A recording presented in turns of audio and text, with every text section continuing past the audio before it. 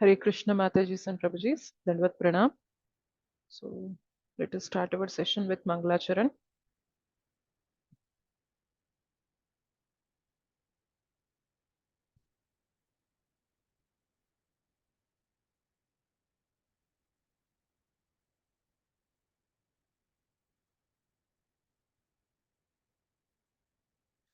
ॐ अज्ञानतिमिरान्धस्य ज्ञानाञ्जनशलाकया चक्षुरुन्मीलितं येन तस्मै श्रीगुरवे नमः। श्रीचैतन्यमनोभीष्टं स्थापितं येन भूतले स्वयं रूपः कदा मह्यं ददाति स्वपदान्तिकं। वन्देऽहं श्रीगुरोः श्रीयुतपदकमलं श्रीगुरून् वैष्णवांश्च श्रीरूपं साग्रजातं सहगणा रघुनाथान्वितं तं सजीवं साद्वैतं सावधूतं परिजनसहितं कृष्णचैतन्यदेवं श्रीराधाकृष्णपादान् सहगणा ललिता श्रीविशाखान्वितांश्च। नमो विष्णुपादाय कृष्णप्रेष्ठाय भूतले श्रीमते भक्तिवेदान्तस्वामिनिति नामिने। नमस्ते सारस्वते देवे गौरवाणी प्रचारिणे निर्विशेष शून्यवादी पाश्चात्यदेशतारिणे। नमो महावदन्याय कृष्णप्रेम प्रदायते कृष्णाय कृष्णचैतन्य नाम्ने गौरद्विषे नमः। हे कृष्णा करुणा सिंधो दीनबन्धो जगत्पते गोपेश गोपिकान्त राधाकान्त नमोऽस्तुते। तप्तकाञ्चन गौराङ्गी राधे वृन्दावनेश्वरी वृषभानुसुते देवी प्रणमामि हरिप्रिये। वाञ्छाकल्पतरुभ्यश्च कृपा सिन्धुभ्य एव च पतितानां पावनेभ्यो वैष्णवेभ्यो नमो नमः। जय श्री कृष्ण चैतन्य प्रभु नित्यानंद श्री अद्वैत गदाधर श्रीवासादि गौरभक्तवृंद। हरे कृष्णा कृष्ण कृष्ण हरे हरे हरे राम राम राम हरे हरे। जय जय श्री चैतन्य जय नित्यानंद जय द्वैत चंद्र जय गौर भक्त वृंदा। जय जय श्री चैतन्य जय नित्यानंद जय द्वैत चंद्र जय गौर भक्त वृंदा। जय जय श्री चैतन्य जय नित्यानंद जय द्वैत चंद्र जय गौर भक्त वृंदा। ॐ नमो भगवते वासुदेवाय। ॐ नमो भगवते वासुदेवाय। ॐ नमो भगवते वासुदेवाय। मुखं करोति वाचालं पङ्गुं लङ्घयते गिरिं यत्कृपातमहं वन्दे श्रीगुरुं दीनतारिणं परमानन्दमाधवं श्रीचैतन्य ईश्वरम्।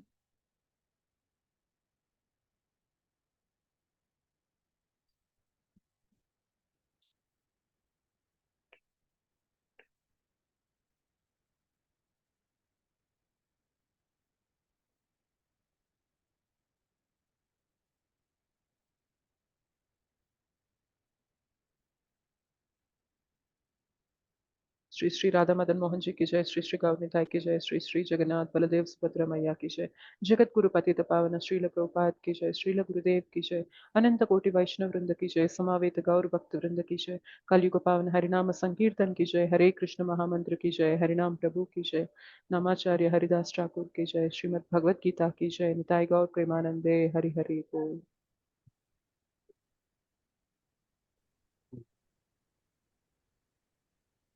हरे कृष्ण माता जी सन प्रभु जी दंडवत प्रणाम। कृष्ण माता जी दंडवत कृष्ण दंडवत प्रणाम। हरे कृष्ण माता जी।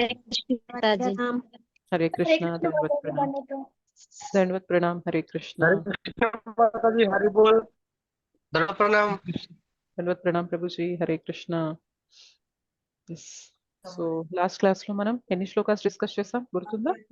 2.40 వరకు 40 మాది 2.40 మాది 2.40 2.40 2.40 వరకు మనం డిస్కస్ చేయడం జరిగింది. సో ఈ రోజు మనం నెక్స్ట్ ఇంపార్టెంట్ శ్లోక అయిన 2.41 అనేది డిస్కస్ చేయడానికి ట్రై చేద్దాము. బిఫోర్ దట్ నాకు ఒక క్వశ్చన్ ఉంది. ఎవరెవరు ఈ క్లాస్ ఒక్కటే జాయిన్ అవుతున్నారు? మార్నింగ్ జపా సెషన్ కాకుండా ఈ క్లాస్ ఒక్కటే జాయిన్ అయ్యే వాళ్ళు కొంచెం చెప్పగలరా? నాకు భవానీ మాతాజీ తెలుసు. ఎస్. ఇంకా ఎవరెవరు ఉన్నారు? కొంచెం అన్మ్యూట్ చేసుకొని చెప్పగలరా, లేదా హ్యాండ్ రైజ్ చేయండి. నేను సువర్ణం. ఇదొక క్లాస్ జాయిన్ అవుతున్నా. సువర్ణ మాతాజీ, ఓకే. భవానీ మాతాజీ, సువర్ణ క్లాస్ మాతాజీ. పెడతా అన్నారు కదా మేడం, ఏంటండి? ఉదయం కూడా పెడతా అన్నారు కదా మాతాజీ. ఉదయం కూడా జరుగుతున్నాయి క్లాసెస్. మీరు జాయిన్ అవుతానంటే అది కూడా చెప్తాను నేను. జాయిన్ అవుతాను. Sure sure, okay. పంపియండి. 108 స్లాట్ వస్తుంది. ఇంకొక రోజు పెడతామన్నారు కదా, అది స్టార్ట్ అయిందా? 108 శ్లోకాస్ది ఇంకేంటి? ఇంకొక ప్రతి రోజు అంటారా? Friday అవుతుందా? ప్రతి Friday అది ఇంకా అవుతుంది కదా? ఇంకా నేను పెట్టలేదండి. ఇంకొక రోజు నేను ఇంకా డిసైడ్ అవ్వలేదు. సో అది ఫ్యూచర్ లో ఒకవేళ కుదిరితే పెడతాను. ఇంకెవరైనా ఈ క్లాసెస్ ఒక్కటే జాయిన్ అయ్యే వాళ్ళు ఉన్నారా, మార్నింగ్ కాకుండా? మాతాజీ, నేను జాయిన్ క్లాస్ మాత్రం జాయిన్ అవుతున్నాను మాతాజీ. మార్నింగ్ క్లాస్ లింక్ నాకు తెలియదు మాతాజీ. ఓకే, సత్యవతి మాతాజీ. ఓకే, 4 మాతాజీ మెంబర్స్. జపాస్ ఇప్పుడు సెక్షన్ గీతా దాంట్లో జాయిన్ అయిన మాతాజీ. ఓకే జపా సెషన్ ఓకే, మీరు ఫైన్. మార్నింగ్ కూడా పెడతామన్నారు కదా మాతాజీ, లింక్ పెట్టండి. షూర్ షూర్, నేను పెడతాను. యాక్చువల్గా ఏంటి అంటే, మీకు ఎవరికైతే మార్నింగ్ జపా సెషన్స్ లో జాయిన్ అవ్వాలనుకుంటున్నారో నాకు పర్సనల్ గా ఒకసారి మెసేజ్ చేయండి. మిమ్మల్ని నేను ఓకే వేరే మాతాజీ. గ్రూప్ కి యాడ్ చేస్తాను. ఓకేనా? ఎందుకంటే ఓకే ఈవినింగ్ మాతాజీ. కొంచెం అక్కడే ఇటు వెళ్ళడం అయితే వినడం కావటం లేదు, అందుకని. ఫైన్. ఒకవేళ మీకు అది జాయిన్ అవ్వడం కుదరకపోతే ఈ క్లాస్ జాయిన్ అవ్వండి. మీకు టైం ఉండి ఓకే, జాయిన్ అవుతాను, అది కూడా అటెండ్ అవ్వాలని ఉంది అని ఇంట్రెస్ట్ ఉన్న వాళ్ళు అవుతామండి. నాకు పర్సనల్ గా మెసేజ్ చేస్తే మిమ్మల్ని ఆ గ్రూప్ లోకి యాడ్ చేస్తాను నేను. ఓకే మాతాజీ. మాతాజీ ఓకే నన్ను కూడా మాతాజీ విపుల ఓకే, మార్నింగ్ షూర్ మాతాజీ. Okay, okay. నాకు మెసేజ్ చేయండి మీరు. ఓకే మాతాజీ, మాతాజీ. జపా సెక్షన్ లో జాయిన్ అవుతుంటే ఇంట్లో చేసుకోవచ్చు కదా? జపా సెక్షన్ లో మనకి ఓన్లీ 1 మాలనే చేస్తాము. తర్వాత అక్కడ కూడా భగవద్గీతనే ఎక్స్ప్లెయిన్ చేస్తారు. కాకపోతే అక్కడ అన్ని శ్లోకాస్ డైలీ 1 or 2 శ్లోకాస్ వరుసగా 700 శ్లోకాస్ అనేవి నడుస్తున్నాయి. ఇప్పుడైతే 7th చాప్టర్ లో ఉన్నామన్నమాట. Yeah, okay. జస్ట్ నేను తెలుసుకోవాలనుకుంటున్నా, ఎవరు ఓన్లీ ఈ క్లాసెస్ జాయిన్ అవుతున్నారు మార్నింగ్ కాకుండా అని అడిగాను. బట్ కొంతమంది 2 కూడా జాయిన్ అవుతున్నారు. Fine, okay. Mataji, morning timings Mataji. Morning 6:30 to 7:30 ఉంటాయి. Okay Mataji. Yes Mataji, fine. ఇది 6.41 ఒకటే చూద్దాం మనం. సరికి లాంగ్ అవుతుంది మాతాజీ. అట్లా ఏంటి మాతాజీ? ఇది ఇది ఒకటే ఒక్క క్లాస్ అయ్యేసరికి అయ్యేసరికి లాంగ్ మీకు అవుతుంది బాగా కదా. గ్యాప్ వచ్చినట్లు అనిపిస్తుందా 1 వీక్ అనేసరికి? అవునండి. మీరు ఆ, ఆ క్లాసెస్ కూడా అటెండ్ అవుతూ ఉంటే డైలీ వింటున్నట్లే ఉంటుంది మాతాజీ. సో అక్కడైతే వెడ్నెస్డే నేను ఇంత ముందు తీసుకుంటాను. డైలీ వచ్చేది కదా, అప్పుడు బాగుండేది మాతాజీ. ఇంత ముందు డైలీ వచ్చేది కదా, అప్పుడు అప్పుడు బాగుండేది. 18 డేస్. ఎస్ మాతాజీ. ఉమ్. యాక్చువల్గా హరే ఇంకొక కృష్ణ అనౌన్స్మెంట్ కూడా ఉంది. ఏంటి అంటే, మనకి అక్టోబర్ 3 నుంచి ఎస్జిఆర్ కొత్త బ్యాచ్ అనేది స్టార్ట్ అవుతుంది. 18 డేస్ 18 చాప్టర్స్ కోర్స్ అనేది. అయితే ఈ బ్యాచ్ అనేది లాస్ట్ టైం అందరికీ పెట్టాం కదా, అంటే మగవారికి ఆడవాళ్ళకి మాతాజీస్ ప్రభుజీస్ అందరికీ జరిగింది లాస్ట్ టైం. బట్ ఈసారి బ్యాచ్ అనేది ఓన్లీ మాతాజీస్ కి, అండ్ అది కూడా 14 నుంచి 35 ఇయర్స్ ఏజ్ గ్రూప్ ఉన్న వాళ్ళకి ఆ బ్యాచ్ అనేది పెడుతున్నాము. అది క్లాసెస్ కూడా ఇంగ్లీష్ లో ఉంటాయి. సో మీకు తెలిసిన వాళ్ళు ఎవరైనా ఉన్నా, మీ ఫ్రెండ్స్ కానీ మీ రిలేటివ్స్ కానీ 14 ఇయర్స్ నుంచి 35 ఇయర్స్ ఏజ్ గ్రూప్ లోపు, 14 నుండి 35 సంవత్సరాల ఏజ్ గ్రూప్ లోపు ఎవరైనా మాతాజీస్ ఆడవాళ్ళు ఈ క్లాసెస్ అటెండ్ అవ్వచ్చు. ఫ్రీ ఆఫ్ కాస్టే. అక్టోబర్ 3 నుంచి స్టార్ట్ అవుతాయి. ఈవినింగ్ 8 కి ఉంటుంది. క్లాసెస్ అనేవి ఇంగ్లీష్ లో ఇవ్వడం జరుగుతుంది. మాతాజీ ఇంగ్లీష్ మాతాజీ మీరేనా మాతాజీ తీసుకుంటున్నారు?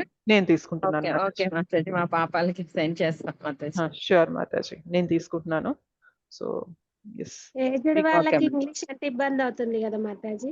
అందుకే ఏజ్ లిమిట్ కూడా 14 నుంచి 35 అని. జనరల్ గా ఇది ఎందుకు అంటే, ఎవరెవరైతే కాలేజ్ గోయింగ్ గర్ల్స్ ఉంటారో, వర్కింగ్ ప్రొఫెషనల్స్ ఉంటారో, ఉద్యోగం చేసే వాళ్ళు ఉంటారు కదా, సో వాళ్ళకన్నట్టుగా స్పెషల్ బ్యాచ్ అన్నమాట ఇది. ఓన్లీ మాతాజీస్ కి, ప్రభుజీస్ కి కూడా లేదు ఇది. ఓన్లీ మాతాజీస్ బ్యాచ్ ఇది. సో అట్లా మీకు ఎవరైనా జాబ్ చేస్తూ కాలేజ్కి వెళ్ళే వాళ్ళు కొంచెం ఇంట్రెస్ట్ ఉంది చెప్తాం తెలుసుకోవాలనుకుంటే చెప్తాం కనుక మాతాజీ. మీరు ఈ మెసేజ్ ని సర్క్యులేట్ చేయొచ్చు. నేను ఓకే. గ్రూప్ లో కూడా వస్తుంది ఆ మెసేజ్ అనేది ఎస్జిఆర్ గురించి. నేను ఈ క్లాస్ అయిపోయిన తర్వాత ఆ మెసేజ్ మీకు పంపిస్తా. మీరు కూడా మీ స్టేటస్ లో పెట్టుకోండి, వాట్సాప్ స్టేటస్ లో, సో దట్ మీకు తెలిసిన వాళ్ళందరూ కూడా జాయిన్ అవ్వడానికి ఛాన్స్ ఉంటుంది. ఓకేనా? సో గ్రూప్ లో ఉంది మాతాజీ, మాతాజీ గ్రూప్ లో చదివాను ఉంది. మాతాజీ, ఉంది. ఎస్, గ్రూప్ లో ఉంది. ఒకవేళ ఎవరైనా మిస్ అయితే నేను మళ్ళీ ఈ క్లాస్ అయిన తర్వాత అనౌన్స్మెంట్ చేశాను కాబట్టి మళ్ళీ పంపిస్తాను. ఒకసారి మీరందరూ కూడా వాట్సాప్ స్టేటస్ లో పెట్టుకున్నట్లయితే మీ కాంటాక్ట్స్ అందరికీ కూడా ఆటోమేటిక్ గా తెలుస్తుంది. వాళ్ళు మిమ్మల్ని అడిగినప్పుడు మీరు రికమెండ్ చేయొచ్చు అనమాట. సో ఇది ఓన్లీ మాతాజీస్ కి, ఈ ఏజ్ గ్రూప్ వాళ్ళకి ఇంగ్లీష్ లో ఉంటుంది. ఫ్రీ ఆఫ్ కాస్ట్ ఉంటుంది. మీరు అటెండ్ అవ్వచ్చు. మాకు తెలిసిన వాళ్ళు చెప్తున్నారని చెప్తే వాళ్ళు కొంచెం ఇంట్రెస్ట్ చూపిస్తారు జాయిన్ అవ్వడానికి. Yes, okay, fine. మనం శ్లోక కంటిన్యూ చేద్దాము.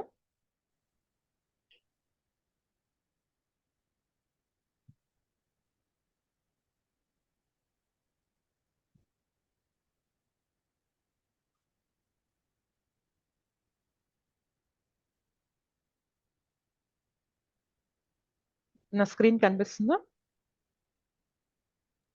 కనిపిస్తుంది మాతాజీ.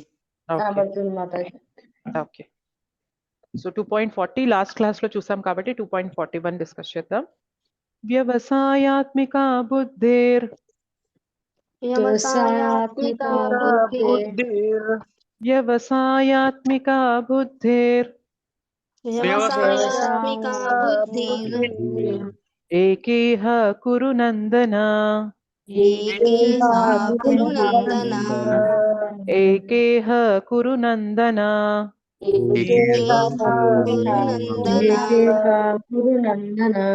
బహుశాఖా హి అనంతాశ్చ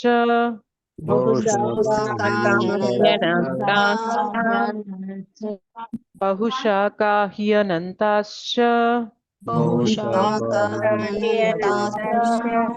బుద్ధయో వ్యవసాయినాం బుద్ధయో వ్యవసాయినాం వ్యవసాయాత్మిక బుద్ధిర్ ఏకేహ కురు నందన వ్యవసాయాత్మిక వ్యవసాయాత్మిక బుద్ధిర్ ఏకేహ కురు నందన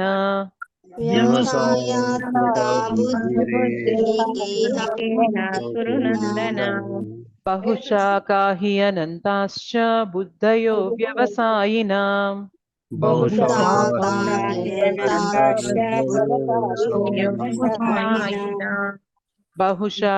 హి అనంతాశ్చ బుద్ధయో వ్యవసాయినాం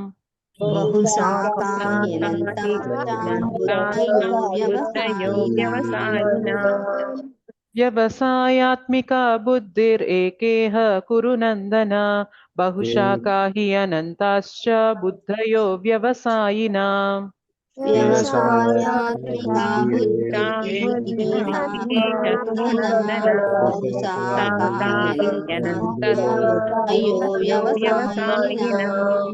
వ్యవసాయాత్మిక బుద్ధిర్ ఏకేహ కురు నందన బహుశాఖా హి అనంతాశ్చ బుద్ధయో వ్యవసాయినాం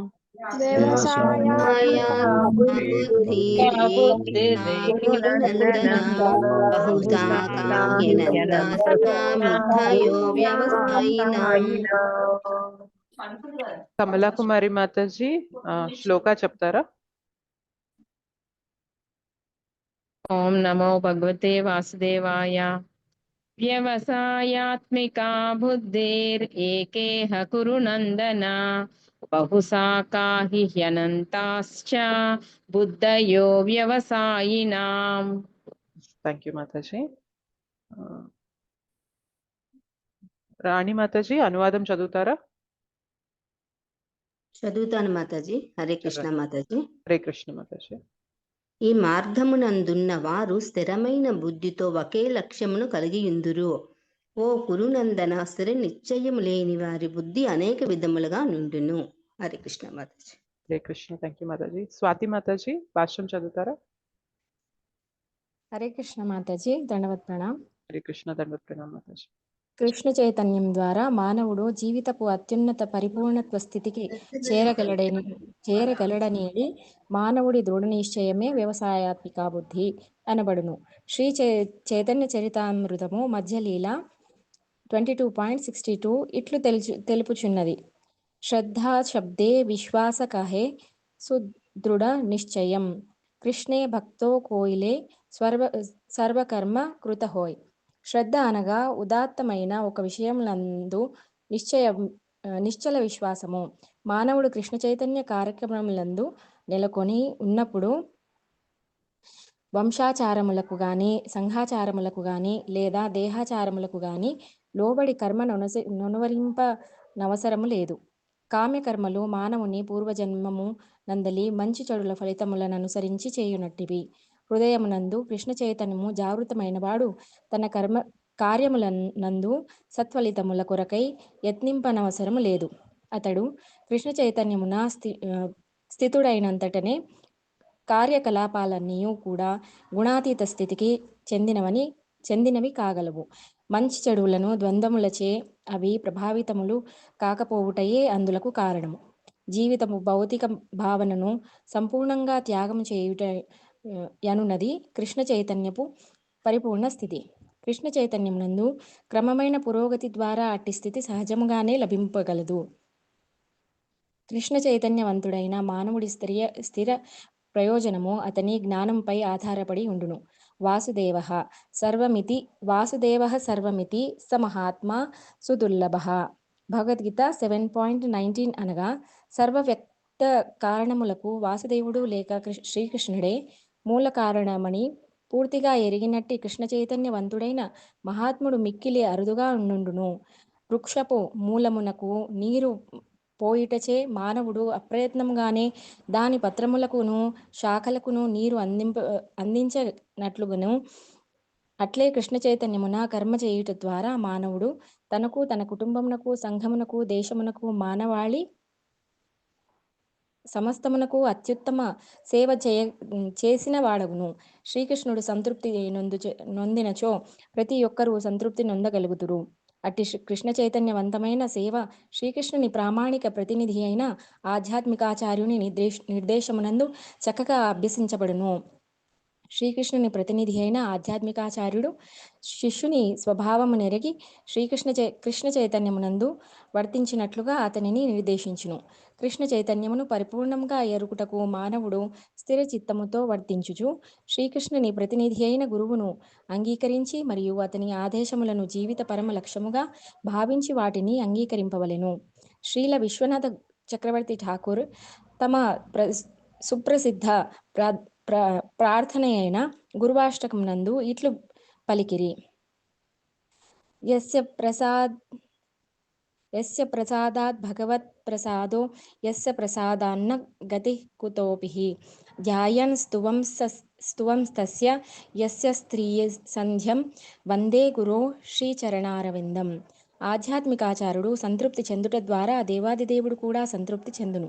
ఆధ్యాత్మికాచార్యుని సంతృప్తి పరచకుండా కృష్ణ చైతన్య స్థితికి ఉద్ధరింపబడు అవకాశమే లేదు. కనుకనే దినమునకు 3 సార్లు నేను ఆధ్యాత్మికాచార్యుని కృపకై ధ్యానించి ప్రార్థించి గౌరవపూర్వక ప్రణామములు అర్పింతును. కానీ ఈ విధానమంతయు దేహాత్మ బుద్ధికి అతీతమైన ఆత్మజ్ఞానముపై ఆధారపడి ఉండును. అది కేవలం సిద్ధాంత పరమైనది మాత్రమే కాకుండా ఆచరింపదగినదై ఉండవలెను. అప్పుడు కామ్యకర్మల చేత వ్యక్తము చేయబడు ఇంద్రియ సుఖములకు అవకాశం ఉండదు. ఆ విధంగా స్థిరచిత్తము లేనివాడు పలు రకాలైన కామ్యకర్మలచే ఆకర్షింపబడును. హరే కృష్ణ మాతాజీ. Thank you. దండవత్ ప్రణామ్. థ్యాంక్ యూ మాతాజీ. దండవత్ ప్రణామ్. వ్యవసాయాత్మిక బుద్ధిర్ ఏకేహ కురునందన బహుశాఖాహి అనంతాశ్చ బుద్ధయో వ్యవసాయనం అవ్యవసాయనం అన్నమాట. విడతీసినప్పుడు అవ్యవసాయనం వస్తుంది. సో ఈ మార్గమునందున్న వారు స్థిరమైన బుద్ధితో ఒకే లక్ష్యమును కలిగి ఉందురు. ఓ కురునందన, స్థిర నిశ్చయము లేని వారి బుద్ధి అనేక విధములుగా నుండును. మరి ఈ మార్గమునందు అంటున్నారు కదా, మరి అసలు ఈ మార్గం ఏంటి మనకి 2.39లో చెప్తారనమాట. ఏమంటారు అంటే, ఇంతవరకు నేను సాంఖ్యమును అనుసరించి ఈ ఆత్మజ్ఞానమును నీకు వివరించాను. సో మనకి సెకండ్ చాప్టర్లో అర్జున ఎప్పుడైతే సరెండర్ అవుతారో, శరణాగతి పొందుతారో కృష్ణకి, కృష్ణ మనకి బోధించడం మొదలు పెడతారు. అయితే ఫస్ట్ బోధ దేనితో మొదలు పెట్టారు కృష్ణ, చెప్పగలరా? ఏ జ్ఞానం ఇచ్చారు? ఆత్మజ్ఞానంతో. సో ఆత్మజ్ఞానం ఇచ్చారనమాట. ఆత్మజ్ఞానం మనకి ఎక్కడి నుండి ఎక్కడి దాకా అంటే 2.7 శ్లోకాలో అర్జున సరెండర్ అవుతారు, శరణాగతులు తీసుకుంటారు కృష్ణకి. కృష్ణ మనకి 2.11 నుంచి బోధించడం మొదలు పెడతారు, 11వ శ్లోకం నుంచి. 11వ శ్లోకం నుండి 30వ శ్లోకం వరకు మనకి ఆత్మజ్ఞానం గురించి చెప్తారు.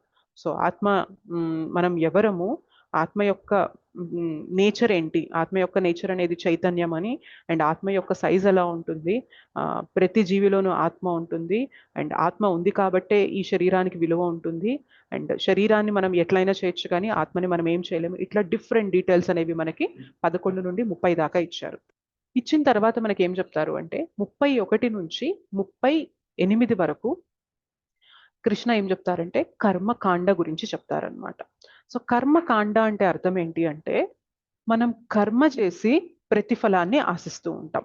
అంటే ఇప్పుడు నేను ఒక పని చేశాను అనుకోండి, ఇప్పుడు నేను ఉద్యోగం చేస్తున్నాను, ఉద్యోగం చేసినప్పుడు నాకేమొస్తుంది, శాలరీ వస్తుంది. బిజినెస్ చేస్తున్నాను, నాకు ఇన్కమ్ వస్తుంది అక్కడ. సో ఏదైతే వస్తుందో అది నా స్వలాభం కోసం నేను వాడుకుంటాను. దాన్ని ఏమంటారు అంటే కర్మకాండ అంటారు అనమాట.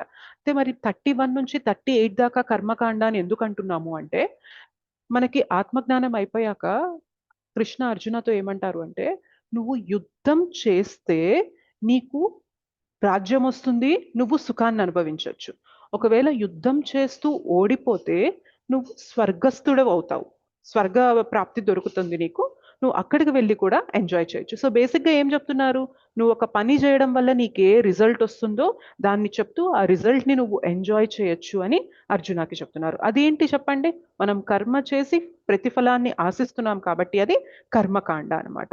అయితే 39 శ్లోక ఏదైతే ఉందో ఇందులో ఏం చెప్తున్నారంటే కృష్ణ మనకి, సో ఇంతవరకు నేను సాంఖ్యమును అనుసరించి ఈ ఆత్మజ్ఞానాన్ని నీకు వివరించాను, ఇప్పుడు దానిని ఫలాపేక్ష లేనటువంటి కర్మ రూపమున వివరించదను వినుము. సో 11 to 30 దాకా ఆత్మజ్ఞానం చెప్పారు, 31 to 38 దాకా ఏం చెప్పారు, ఫలాపేక్షతో మనం కార్యం ఎలా చేయొచ్చు, కర్మకాండ ఎలా చేయొచ్చు అంటే ఫలాలని ఆశిస్తూ నేను ఎట్లా పని చేయొచ్చు అనేది చెప్పారు.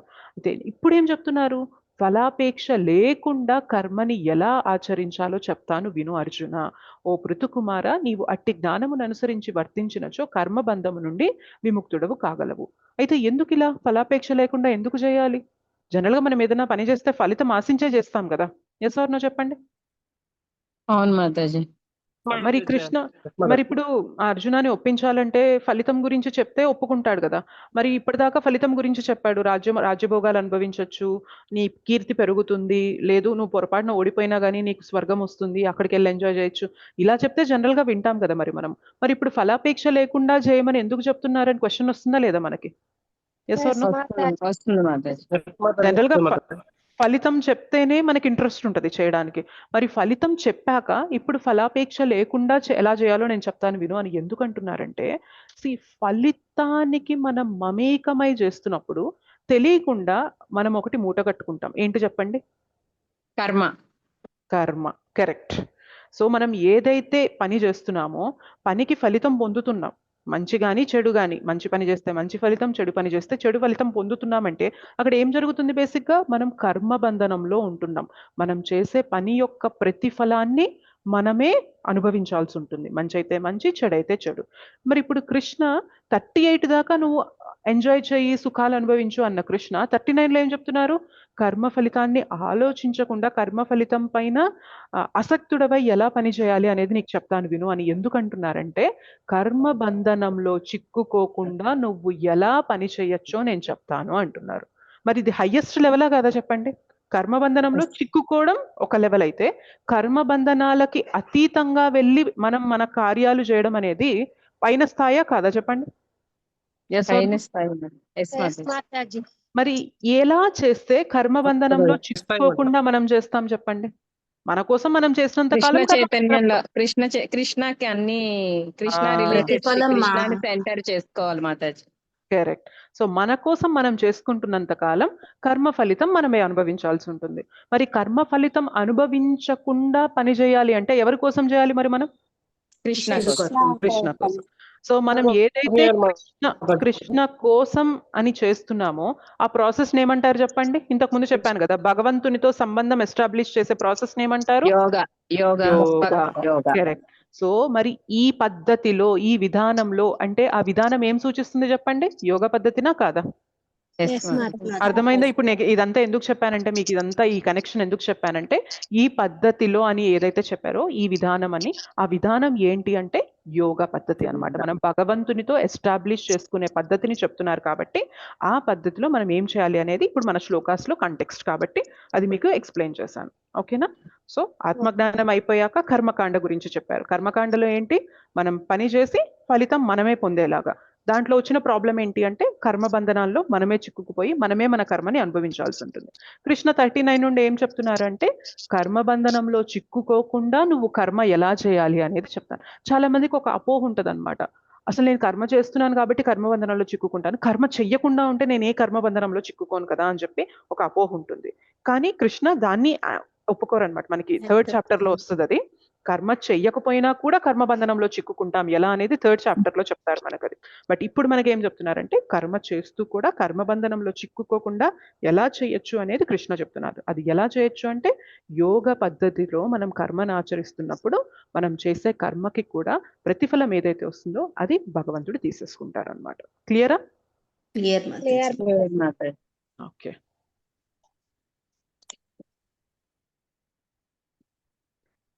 సో ఫలాపేక్ష లేనటువంటి కర్మ రూపంను వివరిస్తాను విను, అట్టి జ్ఞానమును అనుసరించి వర్తించినచో కర్మబంధనం నుండి విముక్తుడవు కాగలవు అని అన్నారు. సో నెక్స్ట్ ఏమన్నారు మనకి దాని తర్వాత? మనం లాస్ట్ క్లాస్ లో చూసిన 2.40 శ్లోక. సో 2.40 శ్లోకాలు ఏం చెప్తున్నారు? నేహా విక్రమనాశోస్తి ప్రత్యవాయో న విద్యతే స్వల్పం అప్యస్య ధర్మస్య త్రాయతే మహతో భయాత్. అంటే ఈ ప్రయత్నమునందు, ఈ ప్రయత్నం అంటే ఏ ప్రయత్నం చెప్పండి? భక్తి. యోగమునందు. ఓకే. సో ఈ యోగా ఏదైనా కావచ్చు అన్నమాట. కర్మయోగ కావచ్చు, భక్తి యోగ కావచ్చు, జ్ఞాన యోగ కావచ్చు, ఏదైనా కానీ భగవంతునితో కనెక్షన్ ఎస్టాబ్లిష్ చేసేదే కదా యోగా అంటే. భగవంతునితో సంబంధం ఎస్టాబ్లిష్ చేసేది. అది కర్మ ద్వారా చేస్తామా, భక్తి ద్వారా చేస్తామా, ఏదైనా కానీ ఈ శ్లోకాలు దానికి వర్తిస్తాయి. ఓకేనా? సో ఈ యోగా ప్రయత్నమునందు నష్టము కానీ హాని కానీ లేదు. ఎందుకంటే మనం ఒక్కసారి స్పిరిచువల్ గా అడుగులు వేసాము అంటే మనం ఏదైతే పురోగతి వస్తుందో అది మనతో ఎప్పటికీ ఉంటుంది. అది ఈ జన్మతో అయిపోతుంది అని మనం అలా కన్సిడర్ చేయడానికి వీల్లేదనమాట. ఎప్పటికీ మనతో వస్తూనే ఉంటుంది. అయితే ఇక్కడ ఏం చెప్తున్నారంటే కృష్ణ లాస్ట్ శ్లోకాలు ఏం చెప్పారు? ఎలా నువ్వు కర్మబంధనంలో చిక్కుకోకుండా పనిచేయాలో చెప్తాను విను అర్జున అని. మరి ఇక్కడ ఏం చెప్తున్నారు? ఇలా చేయడం వల్ల నీకు నష్టం లేదు, హాని లేదు అని చెప్తున్నారంటే బేసిక్ ఏం చెప్తున్నారు ఇక్కడ? నువ్వు అది చెయ్యడం వల్ల నీకు వచ్చే బెనిఫిట్ ఏంటి అని చెప్తున్నారు. Yes or no? ఇప్పుడు కర్మకాండలో నాకు డైరెక్ట్ గా ఎవిడెంట్ గా రిజల్ట్స్ కనిపిస్తున్నాయి. నాకు రాజ్యం వస్తుంది, స్వర్గం వస్తుంది అని చెప్పి నాకు ఆశ చూపిస్తున్నారు, ఫలితం చూపిస్తున్నారు. మరి ఇక్కడ ఫలితం పైన ఆసక్తి లేకుండా చేస్తున్నప్పుడు మనకి ఏం బెనిఫిట్ వస్తుందో తెలియాలి కదా. అర్థమవుతుందా? అందుకని చెప్తున్నారనమాట. నువ్వు ఈ విధంగా చేస్తే నువ్వు ఏదైతే చేస్తున్నావో అది నీకు త్రాయతే మహతో భయాతి, ఎంతో పెద్ద పెద్ద ఆపదల నుండి కూడా నిన్ను రక్షిస్తుంది. సో ఈ విధంగా నువ్వు చేయడం వల్ల నువ్వు ఏదైతే పురోగతి తెచ్చుకుంటావో అది ఎక్కడికి పోదు, అది నీతో పాటు జన్మ జన్మల పాటు నీతో వస్తూనే ఉంటుంది. బెనిఫిటా కాదా చెప్పండి ఇది మనకి? అవునా కదా? మనం చేసే పద్ధతికి నువ్వు అలా చేయడం వల్ల నీకేం రిజల్ట్ వస్తుంది, నువ్వేం పొందుతావు అని మనకి బెనిఫిట్ చెప్తున్నారు. అర్థమైందా? అర్థమైంది మాతాజీ. నెక్స్ట్ ఏమంటున్నారంటే 2.41లో మరి ఈ యోగ పద్ధతి చేయడానికి మనకి ఉండవలసిన అర్హత ఏంటి, క్వాలిఫికేషన్ ఏంటి అని చెప్తున్నారు. ఏంటి క్వాలిఫికేషన్? వ్యవసాయాత్మిక బుద్ధి. మనకు ఉండాల్సిన క్వాలిఫికేషన్, మనకు ఉండాల్సిన అర్హత ఏంటి తెలుసా? వ్యవసాయాత్మిక బుద్ధి అంటారనమాట. అంటే స్థిర నిశ్చయం, అంటే వన్ పాయింటెడ్ ఫోకస్ అంటారనమాట. అటువంటి బుద్ధి ఉంటే నువ్వు ఇందులో చక్కగా అభివృద్ధి చెందగలుగుతావు. ఒకవేళ నీకు అవ్యవసాయనం, అటువంటి వ్యవసాయాత్మిక బుద్ధి లేదు అంటే ఫిక్స్డ్గా మైండ్ లేదు, అన్ని నాకు ఈ పద్ధతినే నేను స్థిరంగా పట్టుకొని ముందుకెళ్తాను అని నువ్వు ఫిక్స్ అవ్వలేదు. అటువంటి స్థితిలో ఉంటే ఏమవుతుంది? బహుశాఖాహి అనంతాశ్చ, నీ మనస్సు బహుశాఖలుగా పరిగెడుతూ ఉంటుంది. అంటే అర్థం ఏంటో చూద్దాం. సో ఈ మార్గమునందున్నవారు అంటే యోగ పద్ధతిని పాటించేవారు స్థిరమైన బుద్ధితో ఒకే లక్ష్యమును కలిగి ఉందురు. సో ఎవరైతే భక్తి యోగ కానీ కర్మయోగ కానీ ఏ యోగ పద్ధతి అయితే వాళ్ళు ప్రాక్టీస్ చేస్తున్నారో వాళ్ళు స్థిరమైన బుద్ధితో ఫిక్స్డ్ మైండ్తో నేను ఈ యోగ పద్ధతిని నా లైఫ్ అండ్ సోల్గా తీసుకున్నాను, సో ఇదే నా లక్ష్యం, ఇదే నా ఫోకస్ అని చెప్పి వాళ్ళు దృఢ నిశ్చయంతో ఉంటారనమాట. ఒకవేళ స్థిర నిశ్చయం లేదనుకోండి ఏమవుతుంది? వాళ్ళ బుద్ధి అనేక విధములుగా ఉండును అంటున్నారనమాట. ఇప్పుడు చూడండి, మనకి జనరల్గా ఎప్పుడు మనం డిస్ట్రాక్ట్ అవుతూ ఉంటాం, తొందరగా డిస్టర్బ్ అవుతూ ఉంటామంటే మనకు ఒక డెస్టినేషన్ అనేది లేదనుకోండి, మనకు ఒక గమ్యస్థానం అనేది లేదనుకోండి, మధ్యలో వచ్చే ఒడిదుడుకులు అన్ని డిస్టర్బెన్సెస్ అన్నీ కూడా మనల్ని బాగా కలతకి గురి చేస్తాయి. ఇప్పుడు ఫర్ ఎగ్జాంపుల్ మనం ఇంపార్టెంట్ పని మీద వెళ్తున్నాం, లెట్సే మనం ట్రైన్ ఎక్కాలి. ఇప్పుడు జస్ట్ మనకి 10 o'clockకి ట్రైన్ ఉంది అనుకుందాం, సికింద్రాబాద్కి వెళ్ళి ట్రైన్ ఎక్కాలి. హైదరాబాద్లో ఉన్నారు మీరు, సో మీరు కూకట్పల్లి ఏరియాలో ఉన్నారు, సికింద్రాబాద్ దాకా వెళ్ళాలి. సో సికింద్రాబాద్ దాకా వెళ్ళాలి, కూకట్పల్లిలో ఉన్నారంటే మినిమం టు మినిమం ఈ ట్రాఫిక్కి 1 hour 1 hour 15 minutes మీకు టైం పడుతుంది. సో మీరు ఏం చేయాలి? ఖచ్చితంగా ఇప్పుడు 10 o'clockకి ట్రైన్ ఎక్కాలి అంటే మినిమం 8:45కి బయలుదేరితేనే 10 o'clockకి మీరు స్టేషన్కి చేరి ప్లాట్ఫామ్కి చేరి ట్రైన్ ఎక్కగలుగుతారు. సో 8:45 కల్లా బయలుదేరిన వ్యక్తి ఫోకస్ ఎలా ఉంటుంది చెప్పండి? తొందరగా వెళ్ళిపోవాలి, నాకు ఏ డిస్ట్రాక్షన్స్ వచ్చినా నేను ఇప్పుడు ఫర్ ఎగ్జాంపుల్ మనకి పక్కన ఒక బిల్ బోర్డ్ కనిపించింది అనుకోండి, సో పలానా షాపింగ్ మాల్ చందన బ్రదర్స్ సిఎంఆర్ ఏదో ఇక్కడ 1+1 ఆఫర్ నడుస్తూ ఉంది అని చెప్పి ఏదో అది కనిపించింది అనుకోండి, మనకు అది చూడగానే హే 1+1 ఆఫరా, నేను ఎలానో ఇప్పుడు బట్టలు కొనుక్కోవాలనుకుంటున్నాను, ఇదేదో బాగుంది కదా, ఇప్పుడు వెళ్ళి ఇట్లాగా కొనేసుకుంటే అయిపోతుంది అని చెప్పి మనం వెళ్తాం అక్కడికి? వెళ్ళం మాతాజీ, ఎందుకు వెళ్ళట్లేదు? స్టేషన్ కి వెళ్ళాలి అక్కడికి మళ్ళీ. సో మన ఫోకస్ అనేది గమ్యస్థానం ఫిక్స్ అయిపోయింది. మన ఫోకస్ అంతా మన 1 పాయింటెడ్నెస్ అంతా ఎలా ఉంది?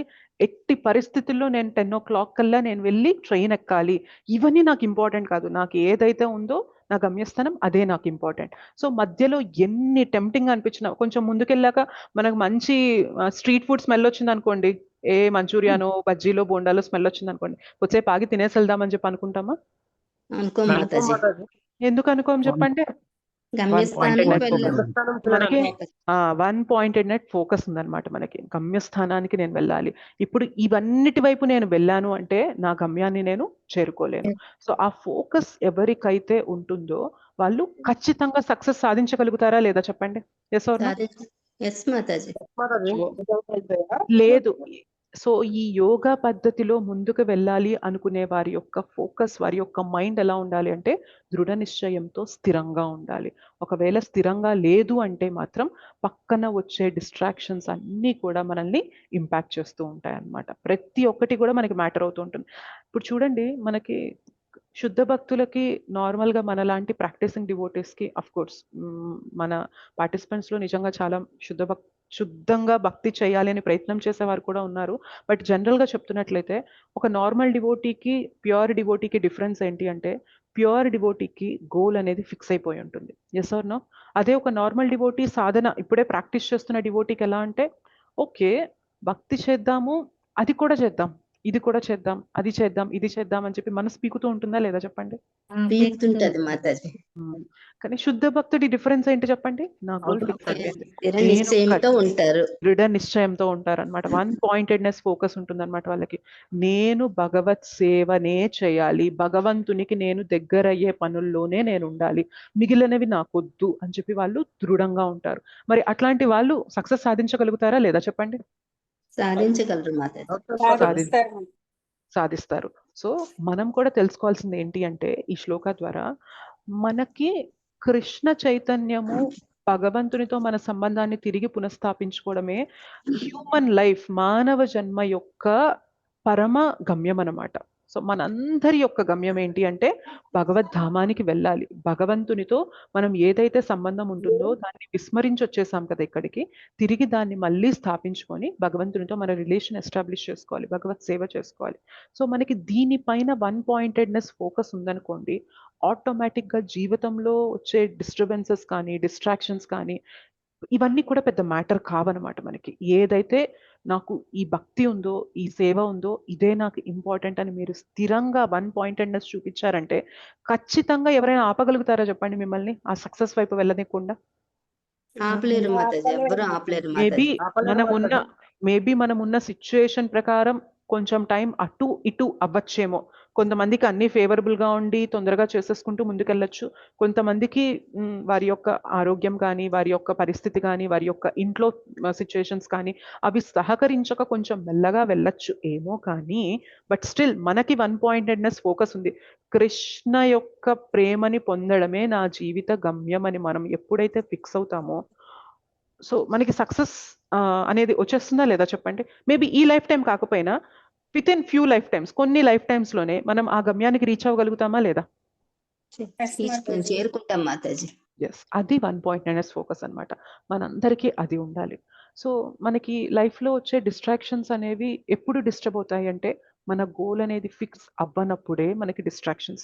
మనకి వాళ్ళేదో అన్నారనో, ఏదో జరుగుతుందనో, ఏదో అవుతుందనో మన జీవితంలో ఇవన్నీ ఎప్పుడు డిస్టర్బ్ చేస్తాయంటే, మన గోల్ అనేది ఫిక్స్ అవ్వనప్పుడే డిస్టర్బ్ అవుతుందన్నమాట. మన గోల్ ఎప్పుడైతే ఫిక్స్ అవుతామో, డెఫినెట్‌లీ ఇప్పటిదాకా ఏం జరిగిందో నాకు తెలియదు. పోయిన లైఫ్ టైమ్స్‌లో ఏం చేశానో నాకు తెలీదు. ఈ జీవితంలో నేను నాకు కుదిరినంత సమయాన్ని మాత్రం నేను భగవత్ సేవలో పెడతాను. సో అంటే బేసిక్‌గా మన పనులు పక్కన పెట్టి పెట్టమని దీని అర్థం కాదు.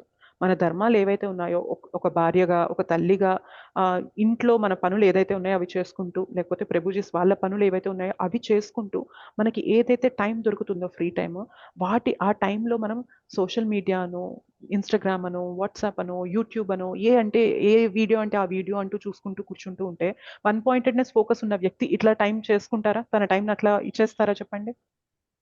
చేసుకోరు మాతాజీ. ఇవ్వరు మాతాజీ అట్లా. ఒక్కటే డిఫరెన్స్ ఏంటో తెలుసా? 1 పాయింటెడ్‌నెస్ ఫోకస్ అంటే వారి యొక్క లక్ష్యం ఫిక్స్ అయిపోయి దాని వెనక పరిగెత్తేవారు, దాని వెనక పయనం చేసే వారికి లక్ష్యం ఫిక్స్ అవ్వకుండా ఏదోలే చేద్దాంలే అనుకునే వారి ఇరువురిని మనం కంపేర్ చేస్తే ఒక్కటే డిఫరెన్స్ ఉంటుంది. ఏంటి తెలుసా? వీళ్ళు అవ్యర్థ కాలత్వం అనేది చెయ్యరనమాట. అంటే కాలాన్ని వ్యర్థం అనేది చెయ్యరు. ఎక్కడ నాకు భగవంతుని కోసం టైం ఇవ్వగలుగుతానా ఆ టైం నేను ఇచ్చేస్తాను. ఒకవేళ నేను ఫ్యామిలీ చూసుకోవాల్సిన బాధ్యత ఉంది, ఆ టైం నేను ఫ్యామిలీకి ఇవ్వాలి అంటే ఆ టైం ఫ్యామిలీకి ఇస్తారు. బట్ ఎక్కడైతే నాకు టైం దొరుకుతుందో, పర్సనల్ స్పేస్ దొరుకుతుందో అది నేను భగవంతునికి ఇచ్చేస్తాను. సో నా సమయాన్ని నేను ఎక్కడా వృధా చేయను అనుకున్న వ్యక్తి, గోల్ ఫిక్స్ అయిన వ్యక్తే అలా చేస్తారా కాదా చెప్పండి? సో బేసిక్‌గా ఎవరైతే వాళ్ళ టైంని చక్కగా ఫ్రూట్‌ఫుల్‌గా యుటిలైజ్ చేసుకుంటారో వాళ్ళు డెఫినెట్‌గా ఆ దృఢ నిశ్చయం కలిగిన వారే అని చెప్పి మనం చెప్పొచ్చనమాట. సో ఈవెన్ మీరు ఆలోచించండి, భౌతికంగా కూడా మనం ఏదన్నా సాధించాలంటే ఇప్పుడు నేను ఒకసారి అమరేంద్ర ప్రభుజీ క్లాస్‌లో విన్నాను. ఒక సంగీతకారుడు తన యొక్క స్వరం అనేది చక్కగా అన్ని రాగాలు, గమకాలు పలకడానికి ఆయన ప్రాక్టీస్ చేసే టైం ఎలా ఉంటుంది తెలుసా? ఎర్లీ మార్నింగ్ 3 నుంచి 7 వరకు, సంథింగ్ 3 నుండి 6 వరకు ఆ టైంలో లేచి ప్రాక్టీస్ చేసేవారనమాట. He become a very excellent singer అయ్యారనమాట ఆయన. సో మనం భౌతికంగా ఏదన్నా గొప్పగా సాధించాలంటేనే జీవితంలో ఒక డిసిప్లిన్ ఉండాలి. ఒక 1 పాయింటెడ్‌నెస్ ఫోకస్ ఉండాలి. దేనికంటే దానికి మనం సమయం ఇచ్చేసి మన సమయాన్ని వృధా చేసేసుకుంటూ వెళ్ళకుండా మన యొక్క చేతన అనేది ఒక దానిపైన ఫిక్స్ చేసి వెళ్ళాలి. ఒక భౌతికంగా ఏదైనా సాధించాలంటేనే అంత మనం జీవితంలో మార్పులనేవి తీసుకురావాలి అంటే మరి మనం భక్తిలో ఏం కావాలనుకుంటున్నాం చెప్పండి? కృష్ణ ప్రేమనా కాదా? మరి కృష్ణ ప్రేమ కావాలి అంటే మన యొక్క లైఫ్ అనేది ఎలా ఉండాలి చెప్పండి? ఒక సోల్జర్ లాగా ఉండాలి. యెస్ ఆర్ నో చెప్పండి? సో మేబీ సోల్జర్ ఒక దేశం యొక్క సరిహద్దుల్లో నిలబడి ఆయన యుద్ధాలనేవి అంటే వేరే ఇతర దేశాల్లో వారు మన పైన అటాక్ చేయకుండా ప్రతి క్షణం ఆయన కాపు కాస్తూ ఉంటారు. అలానే మనం కూడా ప్రతి క్షణం కాపు కాస్తూ ఉండాలి. దేనికి తెలుసా? మాయలో పడకుండా మనల్ని మనం ప్రొటెక్ట్ చేసుకోవడానికి. మాయలో పడ్డం ఎంతసేపు చెప్పండి? ఇవాల్టి కాలంలో మాయలో పడ్డం ఎంతసేపు? మన ఫోన్ ఒక్కటి చాలదా చెప్పండి మాయలో పడ్డానికి? ఫోన్ అంతా మాయే మాతాజీ. కరెక్ట్. సో బేసిక్గా దాన్ని ఎట్లా వాడాలో అట్లా వాడితే మనకి భక్తిలో ముందుకు తీసుకెళ్తుంది. కానీ మోస్ట్ ఆఫ్ ద టైమ్స్ మన మనసు అలా ఒప్పుకోదనమాట. అలా కాదు, ఎంతసేపు ఇలా చేస్తావు, కొద్దిసేపు ఇవి కూడా చూడు, ఇవి కూడా నీకు కొంచెం రిలాక్స్గా ఉంటుంది, ఇవి కూడా నీకు కొంచెం ఫ్రీగా నీ మనసుని ఫ్రీ చేస్తాయని చెప్పి మనల్ని ఇది చేస్తుంది. సో మాయలో పడ్డానికి మనకి పెద్ద టైం పట్టదనమాట. కానీ ఎవరైతే స్థిరంగా కృష్ణని గట్టిగా పట్టుకొని, లేదు కృష్ణ నాకు నువ్వే నా జీవితం యొక్క గమ్యం అని ఎవరైతే ఆ దృఢ నిశ్చయంతో కలిగి ఉంటారో, సో ఆయన అంతే ఒక సైనికుడిలాగా ఉంటారనమాట. సో ప్రతి క్షణం కూడా అలర్ట్గా ఉంటారనమాట. సమయాన్ని వృధా చేసుకోకూడదు, జీవితంలో డిసిప్లిన్ తెచ్చుకోవాలి. నా గమ్యం ఇది, కృష్ణ ప్రేమ పొందాలి అనుకుంటున్నానంటే ఇంతకు ముందు బ్రతికినట్లే ఇప్పుడు బ్రతుకుతాను, ఇంతకు ముందు చేసినట్లే ఇప్పుడు చేస్తాను అంటే పొందగలుగుతామా చెప్పండి? లేదు మాతాజీ, సాధ్యం కాదు. సాధ్యం కాదు.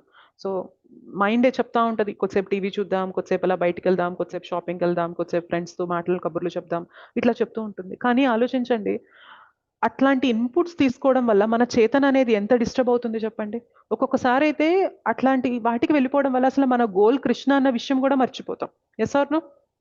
ఎస్ మాతాజీ. మాతాజీ. అంత ఇదిగా ఉంటుందన్నమాట మాయ ప్రభావం. సో ఎవరైతే వన్ పాయింటెడ్నెస్ ఫోకస్తో ఉంటారో ఇట్లాంటి వాటన్నిటికీ కూడా కొంచెం దూరంగా ఉండడానికి ప్రయత్నం చేస్తుంటారు వీలైనంత. అంటే మీరు కంప్లీట్గా దూరం అయిపోయి ఫ్యామిలీలో డిస్టర్బెన్స్ క్రియేట్ చేయమని నా ఇంటెన్షన్ కాదు. బట్ స్టిల్ వీలైనంతగా ఆధ్యాత్మికంగా ఎలా తిరగాలి మన జీవితం, కృష్ణని ఎలా తీసుకురావాలి నా లైఫ్లోకి, ప్రతి క్షణం కృష్ణ స్మరణ జరిగేలాగా నా జీవితాన్ని ఎలా మార్చుకుంటూ ఉండాలి అని ఎవరైతే ప్రయత్నం చేస్తూ ఉంటారో వాళ్ళకి ఖచ్చితంగా ఈ వన్ పాయింటెడ్నెస్ ఫోకస్ ఉంటుందన్నమాట. సో వాళ్ళకి ఏమవుతుంది, ఎవరికైతే ఈ శ్రద్ధ ఉంటుందో, ఈ డెడికేషన్ ఉంటుందో ఖచ్చితంగా వాళ్ళు సక్సెస్ అనేది సాధించగలుగుతారు అనమాట. సో భక్తిలో అందుకే మనకి నియమాలు ఏవైతే ఇస్తారో, మనకి మాంసాహారం తినొద్దని, లేకపోతే ఉల్లిపాయ వెల్లుల్లిపాయ తీసుకోవద్దు, ఆనియన్ మన టీ కాఫీ తీసుకోవద్దు, ఇట్లాంటి నియమాలు అనేవి పెట్టేది ఎందుకు అంటే బేసిక్గా మన మనస్సు అట్లాంటి ఫుడ్ తిన్నప్పుడు ఇంకా ఉద్రేకం అవుతుంది అనమాట. ఉద్రేకం అయిపోయి మన గమ్యం నుండి పక్కకు తీసుకొస్తుంది. బట్ ఏవైతే నియమాలు అనేవి మనం ఫాలో అవుతున్నాం, ఇప్పుడు చూడండి, ఒక ఎక్స్పర్ట్ మ్యూజిషియన్ సింగర్ ఏ ఫుడ్ అంటే ఆ ఫుడ్ తీసేసుకుంటారా చెప్పండి? స్వీట్స్ కానీ కూల్గా ఉన్న ఐటమ్స్ కానీ అలా తీసేసుకుంటారా? తీసుకోరు మాతాజీ, ఐస్ క్రీమ్ అటువంటివి చల్లదనాన్ని. సో ఒక సింగర్ అన్నారంట, ఆల్మోస్ట్ నేను చిన్నప్పుడు 5-6 ఇయర్స్ అప్పుడే నేను లాస్ట్ ఐస్ క్రీమ్ తిన్నాను, తర్వాత నేను తినలేదు అంటారంట. అంటే గత ఆల్మోస్ట్ 20-25 ఇయర్స్గా నేను ఎటువంటి ఐస్ క్రీమ్ అనేది తినలేదు అని అన్నారంట. అంటే ఆయనకి ఎంతో ఇష్టమైన సింగింగ్కి తన గొంతుని ప్రొటెక్ట్ చేసుకోవడానికి ఆయన అంత ఆస్టెరిటీ. జనరల్గా మనకు అనిపిస్తుంది కదా, ఇప్పుడు ఇటువంటి కాలంలో అనిపించదు, మంచిగా మే టైం ఆ టైంలో చల్లగా ఏదన్నా తీసుకోవాలి అని చెప్పి ప్రతి ఒక్కరికి కూడా అనిపిస్తూ ఉంటుంది. కానీ ఆ టెంప్టేషన్ని కూడా తట్టుకొని ఆయన నిలబడ్డారంటే ఆయనకి ఎంత వన్ పాయింటెడ్నెస్ ఫోకస్ ఉంటే ఇట్లాంటివన్నీ తట్టుకుంటారు చెప్పండి? Yes or no? Yes Mataji. Mataji. అలానే మనకు కూడా అనమాట, కృష్ణ పైన ప్రేమ ఉంది అంటే మనకి ఏవైతే చెప్తున్నారో కొన్ని పాటించండి అని చెప్పి, అవి మనకి కష్టంగా అనిపించవన్నమాట. ఇవి పాటిస్తే కృష్ణకి నేను దగ్గర అవుతాను. సో ఇవి పాటించడంలో కష్టం ఏంటి, రిజల్ట్ నేను కృష్ణకి దగ్గర అవుతున్నాను కదా, సో ఇవన్నీ నేను పాటించేస్తాను, ఇవి నాకు పెద్ద ప్రాబ్లం కాదు అని చెప్పి సులభంగా వాటిని తీసుకొని ముందుకెళ్ళగలుగుతారు అనమాట. సో డెఫినెట్లీ మనం ఈ శ్లోకా నుండి తెలుసుకోవాల్సింది ఏంటి అంటే, కృష్ణ మన గోల్ ఎప్పుడైతే అవుతారో జీవితంలో మిగిలిన విషయాలు అనేవి కూడా మెల్లిమెల్లిగా పక్కకు వెళ్తూ ఉండాలి. లేదు అన్ని విషయాలు పట్టుకొని కృష్ణని కూడా పట్టుకొని ముందుకెళ్తాను అంటే కుదరదనమాట. కృష్ణ ఎలా అంటే ఒకప్పుడు మన హృదయంలో అసలు కృష్ణ అనే వ్యక్తే ఉండరనమాట. ఎందుకంటే మనం భౌతికంగా బ్రతికేస్తాం కదా. సో నా సుఖం కావాలి, నా ఫ్యామిలీ వాళ్ళు ఉండాలి, నాకు నచ్చిన వాళ్ళు ఉండాలి, మన హృదయం అంతా మనకిష్టమైన వాళ్ళతో నింపేసుకొని ఉంటాం, మనకి ఇష్టమైన పనులతో. సో ఏదో ఒక టైంలో మనకి కృష్ణ గురించి తెలుస్తుంది. సో మెల్లగా ఏమవుతుంది, మన హృదయం అనే సర్కిల్లో ఒక మూల కృష్ణ వస్తారనమాట. సో కృష్ణ వచ్చి అప్పుడప్పుడు ఒక మాల జపం చేద్దాము, సో దాంతోపాటు మిగిలిన భోగాలు అనేవి కూడా చేస్తూ ఉందామని చెప్పి మనం చేస్తూ ఉంటాం. కానీ కృష్ణకి అన్నిటితో పాటు నేను ఉండడం అనేది కృష్ణకి ఇష్టం ఉండదు అనమాట. కృష్ణకి ఎప్పుడు కూడా ఎలా ఉండాలంటే మిగిలినవి ఏమొద్దు, నేనే సెంటర్ అయిపోవాలి అనేది కృష్ణకి ఎప్పుడు ఇష్టం అనమాట. సో అలా చెయ్యాలి అంటే మిగిలినవన్నీ మనం పక్కకి తీసేయాలా లేదా చెప్పండి? మిగిలినవన్నీ పట్టుకుంటాను, కృష్ణని కూడా పట్టుకుంటాను. మిగిలినవన్నీ పట్టుకుంటాను, కృష్ణని కూడా పట్టుకుంటానంటే కుదురుతుందా? కుదరదన్నమాట. మనకి ఎప్పుడైతే వన్ పాయింటెడ్నెస్ ఫోకస్ పెట్టేసుకొని స్థిరంగా దృఢ నిశ్చయంతో మనం కృష్ణనే పట్టుకొని మన సాధనని సిన్సియర్గా చేస్తూ ఉంటామో మెల్లిమెల్లిగా మన చేతనంతా కూడా కృష్ణనే నిండిపోతారనమాట. అప్పుడు మనకి మన గమ్యం వైపు వెళ్ళడం అనేది చాలా సులభతరం అవుతుంది. ఓకేనా? So this is about 2.41. అర్థమైందా, కన్ఫ్యూజింగ్ గా అనిపించిందా? మాతాజీ 1.8 అన్నారా, అదేంటి ఆ టెర్మినాలజీ నాకు అర్థం అవట్లేదు మధ్యలో. వన్ పాయింటెడ్నెస్ ఫోకస్ అంటే ఒక దృఢ నిశ్చయం. ఫోకస్. ఒక్క దానిపైన స్థిరంగా మనము మన యొక్క ఫోకస్ ని నిమగ్నం చేయడం అన్నమాట. ఆ లక్ష్యం ఏంటి? అంతే, అట్లా. ఓకేనా, అర్థమైందా? వ్యవసాయాత్మిక బుద్ధి, కరెక్ట్. చాలా బాగా అర్థమైంది మాతాజీ. థ్యాంక్ యూ మాతాజీ. ఫైన్. సో 2.40లో మనం బెనిఫిట్ చూసాం. ఇది చేయడం వల్ల మనకి ఏమొస్తుందంటే త్రాయతే మహతో భయాత్ అని చెప్పి చూసాం. 2.41లో ఏం చూసాము? మరి అది చేయడానికి మనకి ఏం కలిగి ఉండాలి అంటే వ్యవసాయాత్మిక బుద్ధి, అంటే స్థిరమైన బుద్ధి. ఒకే లక్ష్యాన్ని స్థిరమైన బుద్ధితో మనం పట్టుకొని ఉండాలి అని చూసాం. మరి ఇప్పుడు ఈ స్థిరమైన బుద్ధితో పట్టుకోవాలి అని ప్రయత్నం చెయ్యాలి అంటే మనకొచ్చే అడ్డు ఏంటి, మనకొచ్చే డిస్ట్రాక్షన్స్, మధ్యలో వచ్చే ఆటంకాలు ఏంటి అనేది మనకి 2.44లో ఉంటుందన్నమాట. ఆటంకాలు ఏంటి అనేది చూద్దాం. భోగైశ్వర్య ప్రసక్తానాం, చెప్పండి.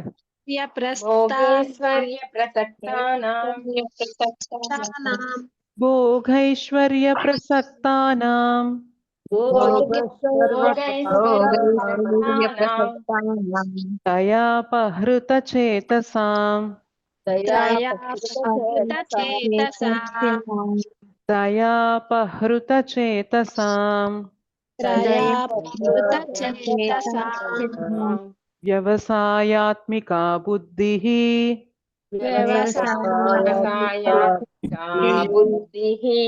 వ్యవసాయాత్మికా బుద్ధిః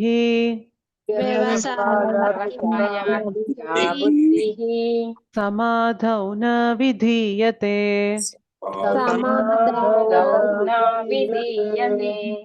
సమాధౌ న విధీయతే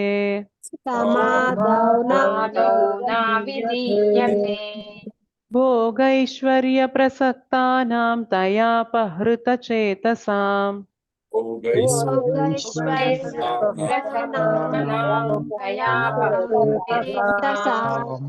భోగైశ్వర్య ప్రసక్తానాం దయాపహృత చేతసాం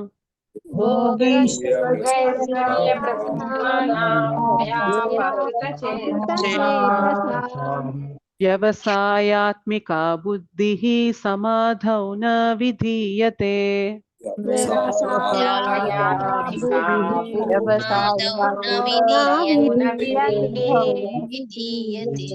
వ్యవసాయాత్మికా బుద్ధిః సమాధౌ న విధీయతే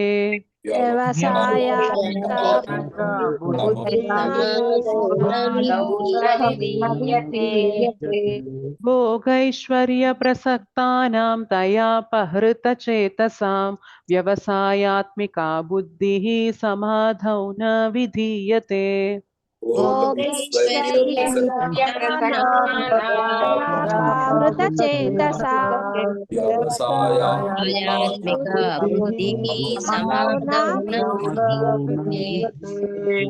భోగైశ్వర్య ప్రసక్తానాం దయాపహృత చేతసాం వ్యవసాయాత్మికా బుద్ధిః సమాధౌ న విధీయతే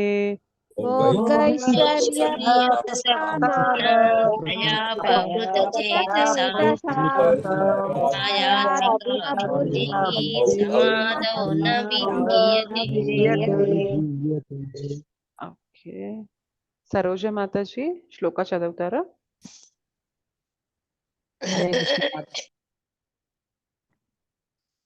భోగైశ్వర్య ప్రసక్తానాం దయాపహృత చేతసాం వ్యవసాయాత్మక బుద్ధిః సమాధౌ న విధీయతే. హరే కృష్ణ మాతాజీ. జయశ్రీ మాతాజీ అనువాదం చదువుతారా? ఓకే మాతాజీ. హరే కృష్ణ, ధన్యవాద్ ప్రణామ్ మాతాజీ. హరే కృష్ణ, ధన్యవాద్ ప్రణామ్.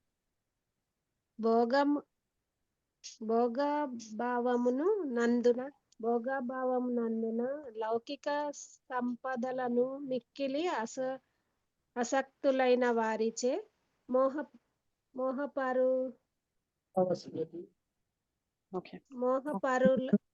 మోహ పరావశులగు వారి మనస్సునందు పరావాసులకు వారి మనస్సునందు భగవానుని భక్తియుక్త సేవ కొరకు స్థిరమైన నిశ్చయము కలుగదు.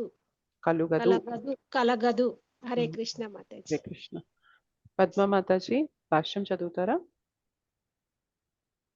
సరే మేడం. చదవండి మాతాజీ. సమాధి అనగా స్థిరమైన చిత్తము. వైదిక నిఘంటువైన నిరుక్తి ఇట్లు తెలుపుచున్నది.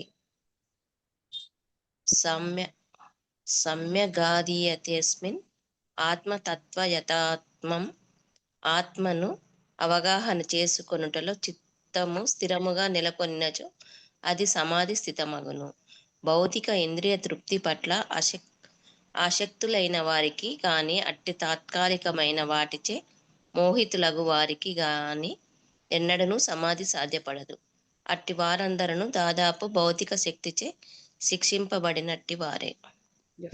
Thank you Mataji. సో ఈ శ్లోక చాలా ఇంపార్టెంట్ అన్నమాట. సో ఏమంటున్నారు? భోగానుభవమునందును లౌకిక సంపదలనందును మిక్కిలి ఆసక్తులై వానిచే మోహ పరావశులగు వారి మనస్సునందు భగవానుని భక్తియుక్త సేవ కొరకు స్థిరమైన నిశ్చయము కలగదు. చాలాసార్లు మనలో మీరు ఎప్పుడైనా మీకు తెలిసిన వాళ్ళలో కానీ భక్తి గురించి చెప్పి కొంచెం భగవద్గీత క్లాసెస్ జరుగుతున్నాయి, ఫ్రీగానే చెప్తున్నారు, విందురు రండి, మీరేం చేయక్కర్లేదు, జస్ట్ రోజుకి ఒక 1 అవర్ ఇట్లా 8 నుంచి 9 వరకు జరుగుతాయి క్లాసెస్, జస్ట్ వినండి, కొన్ని డేస్ ఒక 18 డేస్ కూర్చొని వింటే మీకు అసలు ఏంటి అనేది తెలుస్తుంది కదా అని చెప్తే ఎంతమంది ఇంట్రెస్ట్ చూపిస్తారు చెప్పండి? చాలా తక్కువ మంది చూపిస్తారు మాతాజీ. చాలా తక్కువ. చెప్పి చూస్తాం మాతాజీ, ఎవరు రావట్లేదు. మీకు డౌట్ వస్తుందా? అంటే ఎందుకు వీళ్ళు రావట్లేదు ఏంటి? అంటే పెద్ద కష్టమేముంది? మనం 8 to 9 జనరల్ గా ఇంట్లో ఉన్నా కూడా తొందరగా ఇప్పుడు అందరూ డిన్నర్ అనేది ఫాస్ట్ గా తొందరగా చేసేస్తున్నారు, హెల్త్ కాన్షియస్ అయిపోయి. సో మనం ఏమి 7-7:30 లోపు డిన్నర్ చేసేసుకుంటే పెద్ద కష్టమైన పని కాదు కదా ఒక 1 అవర్ కూర్చొని వినడానికి.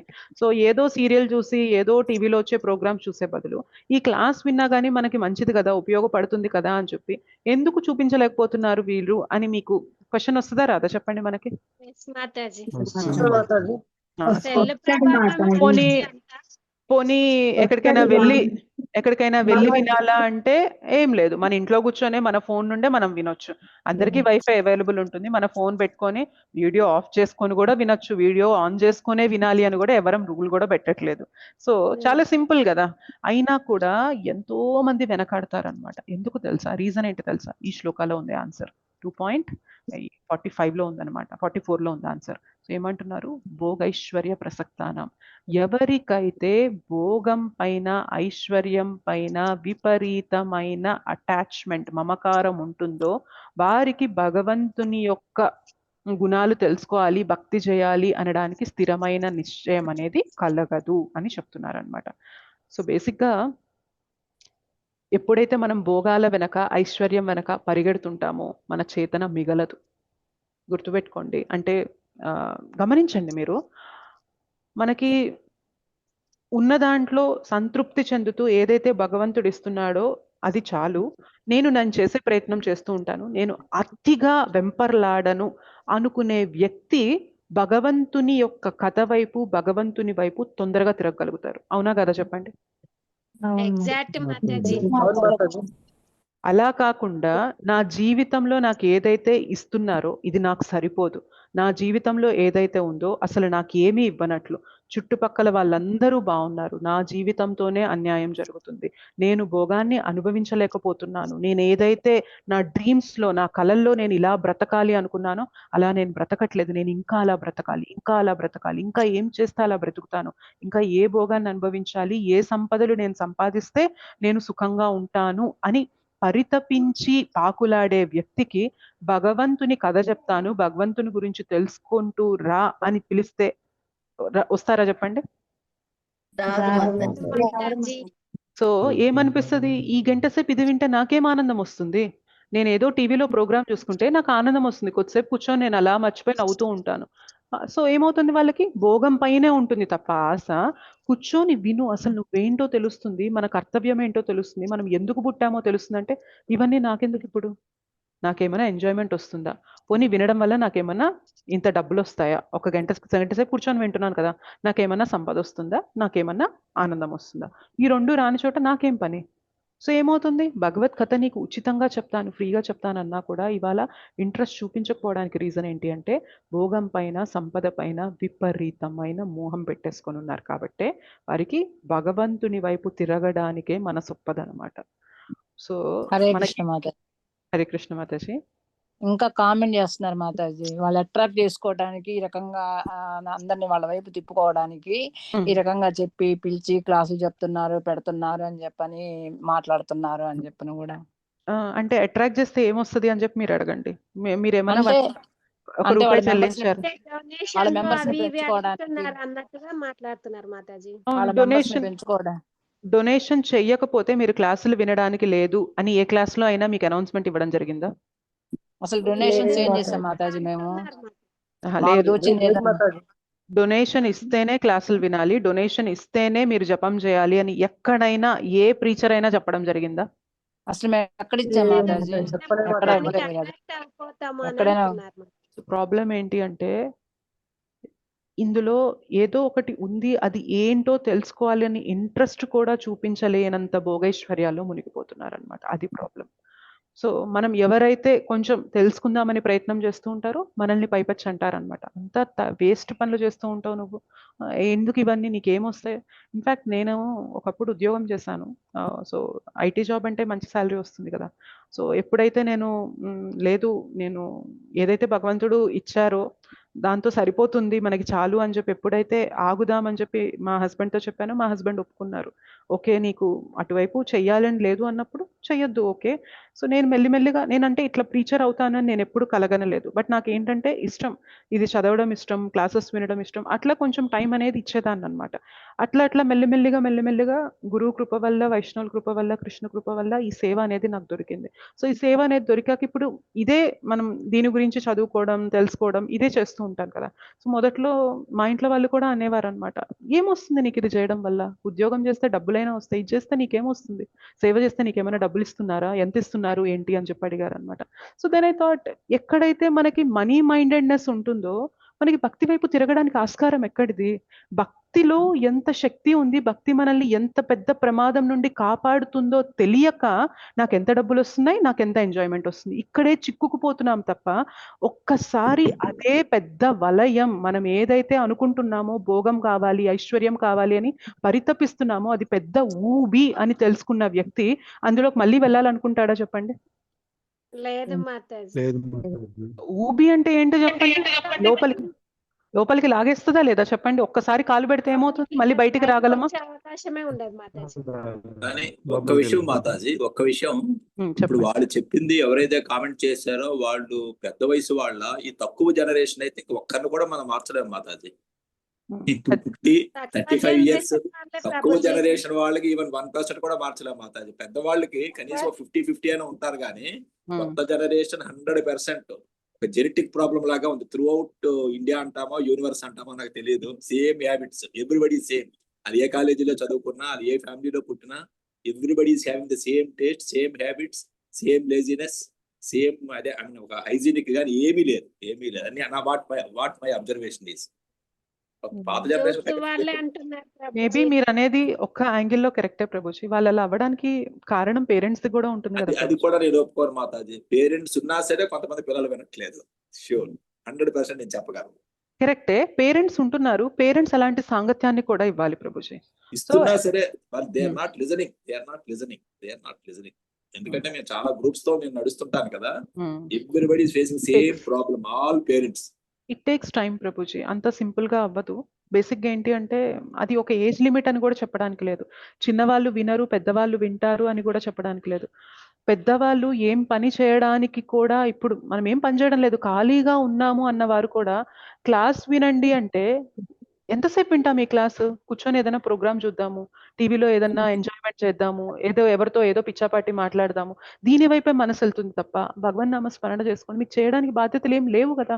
హాయిగా కూర్చొని భగవన్ నామ స్మరణ చేసుకోండి. మీ వల్ల ఇంకొకరికి ప్రాబ్లం రాదు, ఇంకొకరి వల్ల మీకు ప్రాబ్లం రాదు. ఎంత ప్రశాంతంగా ఉంటుంది జీవితం అంటే. ఎంతమంది వింటున్నారు? నష్టం లేదు మాతాజీ. వినకపోయినా ఆ పర్టికులర్ సరే మాట్లాడు, వినకపోయినా ఆ పెద్దవాళ్ళు ప్రాబ్లం లేదు. ఈ చిన్నపిల్లలు ఈ తక్కువ వయసులో చెప్పినా వాళ్ళు కనీసం వాళ్ళ భక్తి గురించే కాదు, ఈవెన్ జనరల్ ఫండమెంటల్స్ కూడా they are not interested to follow, not even భక్తి. కలియుగం ఇలానే ఉంటుంది ప్రభు. సో ఏజ్ లిమిట్ లేదు అనమాట. ఇప్పుడు ఆడపిల్లలు చూడండి హెయిర్ అంతా విడిచిపెట్టి వదులుతారు, బొట్టు పెట్టుకోరు. మగ పిల్లలు చూడండి గడ్డాలు, ఎవరికి టీ షర్ట్ కి పాకెట్ ఉండదు, ప్యాంట్ లో కర్చీఫ్ ఉండదు. అర్థమైందా? సో బేసిక్ గా ఏంటి అంటే ఈ కలియుగం ప్రభావమే అలా ఉంటుంది. అందరూ కూడా ఇందులో ఆనందం లేదు, ఇంకా భోగాల వెనక పరిగెత్తడంలోనే ఆనందం ఉంటుంది అనుకుంటూ ఉన్నారు.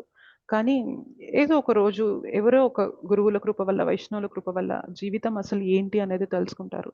అప్పుడు మెల్లిమెల్లిగా మార్పు అనేది స్టార్ట్ అవుతుంది. కానీ బట్ ఒకటి గుర్తుపెట్టుకోవాలి, మనకి ఎవరైతే మనకి చెప్తున్నారో భక్తి చేయాలి, భోగం చేయాలి. నాకైతే కొంతమంది చెప్పారు మా రిలేటివ్స్లో కొందరు, ఓకే సండే మీరు టెంపుల్కి వెళ్ళండి, సాటర్డే మీరు మూవీకి వెళ్ళండి, సో మండే మీరు మళ్ళీ ఇంకేదైనా దానికి వెళ్ళండి అని అలా అంటారనమాట. సో మీరు భక్తికి భక్తి చేస్తూ ఉండాలి, భోగానికి భోగం చేస్తూ ఉండాలి, అది నడుస్తూ ఉండాలి, ఇది నడుస్తూ ఉండాలి అని చెప్తున్నారు అనమాట. నేను అయితే రెండు ఎలా చేయగలుగుతాము? ఇక్కడేమో కంప్లీట్ గా కోరికల్ని పక్కన పెట్టండి అని చెప్పి చెప్తున్నారు, ఇక్కడేమో కోరికలు ఎంజాయ్ చేయమని చెప్తున్నారు. ఎట్లుంటది అంటే అది పొయ్యి మీద ఒక ఐటమ్ పెట్టి 5 నిమిషాలు వేడి చేస్తున్నాం, 5 నిమిషాలు ఫ్రిడ్జ్ లో పెడుతున్నాం, 5 నిమిషాలు వేడి చేస్తున్నాం, 5 నిమిషాలు ఫ్రిడ్జ్ లో పెడుతున్నాం. అది ఎప్పటికైనా వేడెక్కిద్దా? కాదు మాతాజీ, వేడెక్కదు. 2 పడవల ప్రయాణం చేయమని చెప్తున్నారు మాతాజీ. అది 2 పడవలు ఎలా ప్రయాణం చేస్తాం? చేస్తే కంప్లీట్ గా భౌతికంగా వెళ్ళిపోవాలి, జీవితం ఎట్లయినా అవ్వని. లేదు అంటే భక్తి పట్టుకున్నప్పుడు స్థిరంగా నేను భక్తి వైపే రావాలి. అంటే ఇనీషియల్ గా డే 1 నుంచి మొత్తం వదిలేమని చెప్పట్లేదు, కానీ బట్ మెల్లమెల్లగా ఏంటి అనేది తెలుసుకుంటూ మనం దీనిపైన దృఢ నిశ్చయం అనేది పెట్టుకొని ముందుకెళ్తూ ఉండాలన్నమాట. భోగాల పైన, సంపదల పైన ఆసక్తి అనేది పెట్టుకున్నప్పుడు మనం భక్తికి చేతన మిగలదన్నమాట. కృష్ణ వైపు తిప్పడానికి చేతన మిగలదు, ఎందుకంటే అది పెద్ద మాయ. దానికి ఇప్పుడు చూడండి, మనకి ఒకప్పుడు ఇల్లు లేనప్పుడు మనకి ఏమనిపిస్తుంది అంటే, మనకు ఉండడానికి తలదాచుకోవడానికి ఎంతో కొంత ఇల్లు ఉంటే చాలు అని మనకు అక్కడితో మొదలు పెడతాం. ఇల్లు సాధిస్తాం, లోన్ తెచ్చుకొని అప్పటిదాకా ఉన్న సేవింగ్స్ అన్ని పెట్టుకొని, ఇప్పటిదాకా ఉన్న గోల్డ్ అని అవన్నీ ఇవన్నీ తాకట్టు పెట్టి అంతా కూడా ఇల్లు తెచ్చుకుంటాం. తెచ్చుకున్న తర్వాత ప్రశాంతంగా ఉంటాము అన్న రోజు ఏదన్నా ఉంటుందా చెప్పండి? ఉండదు.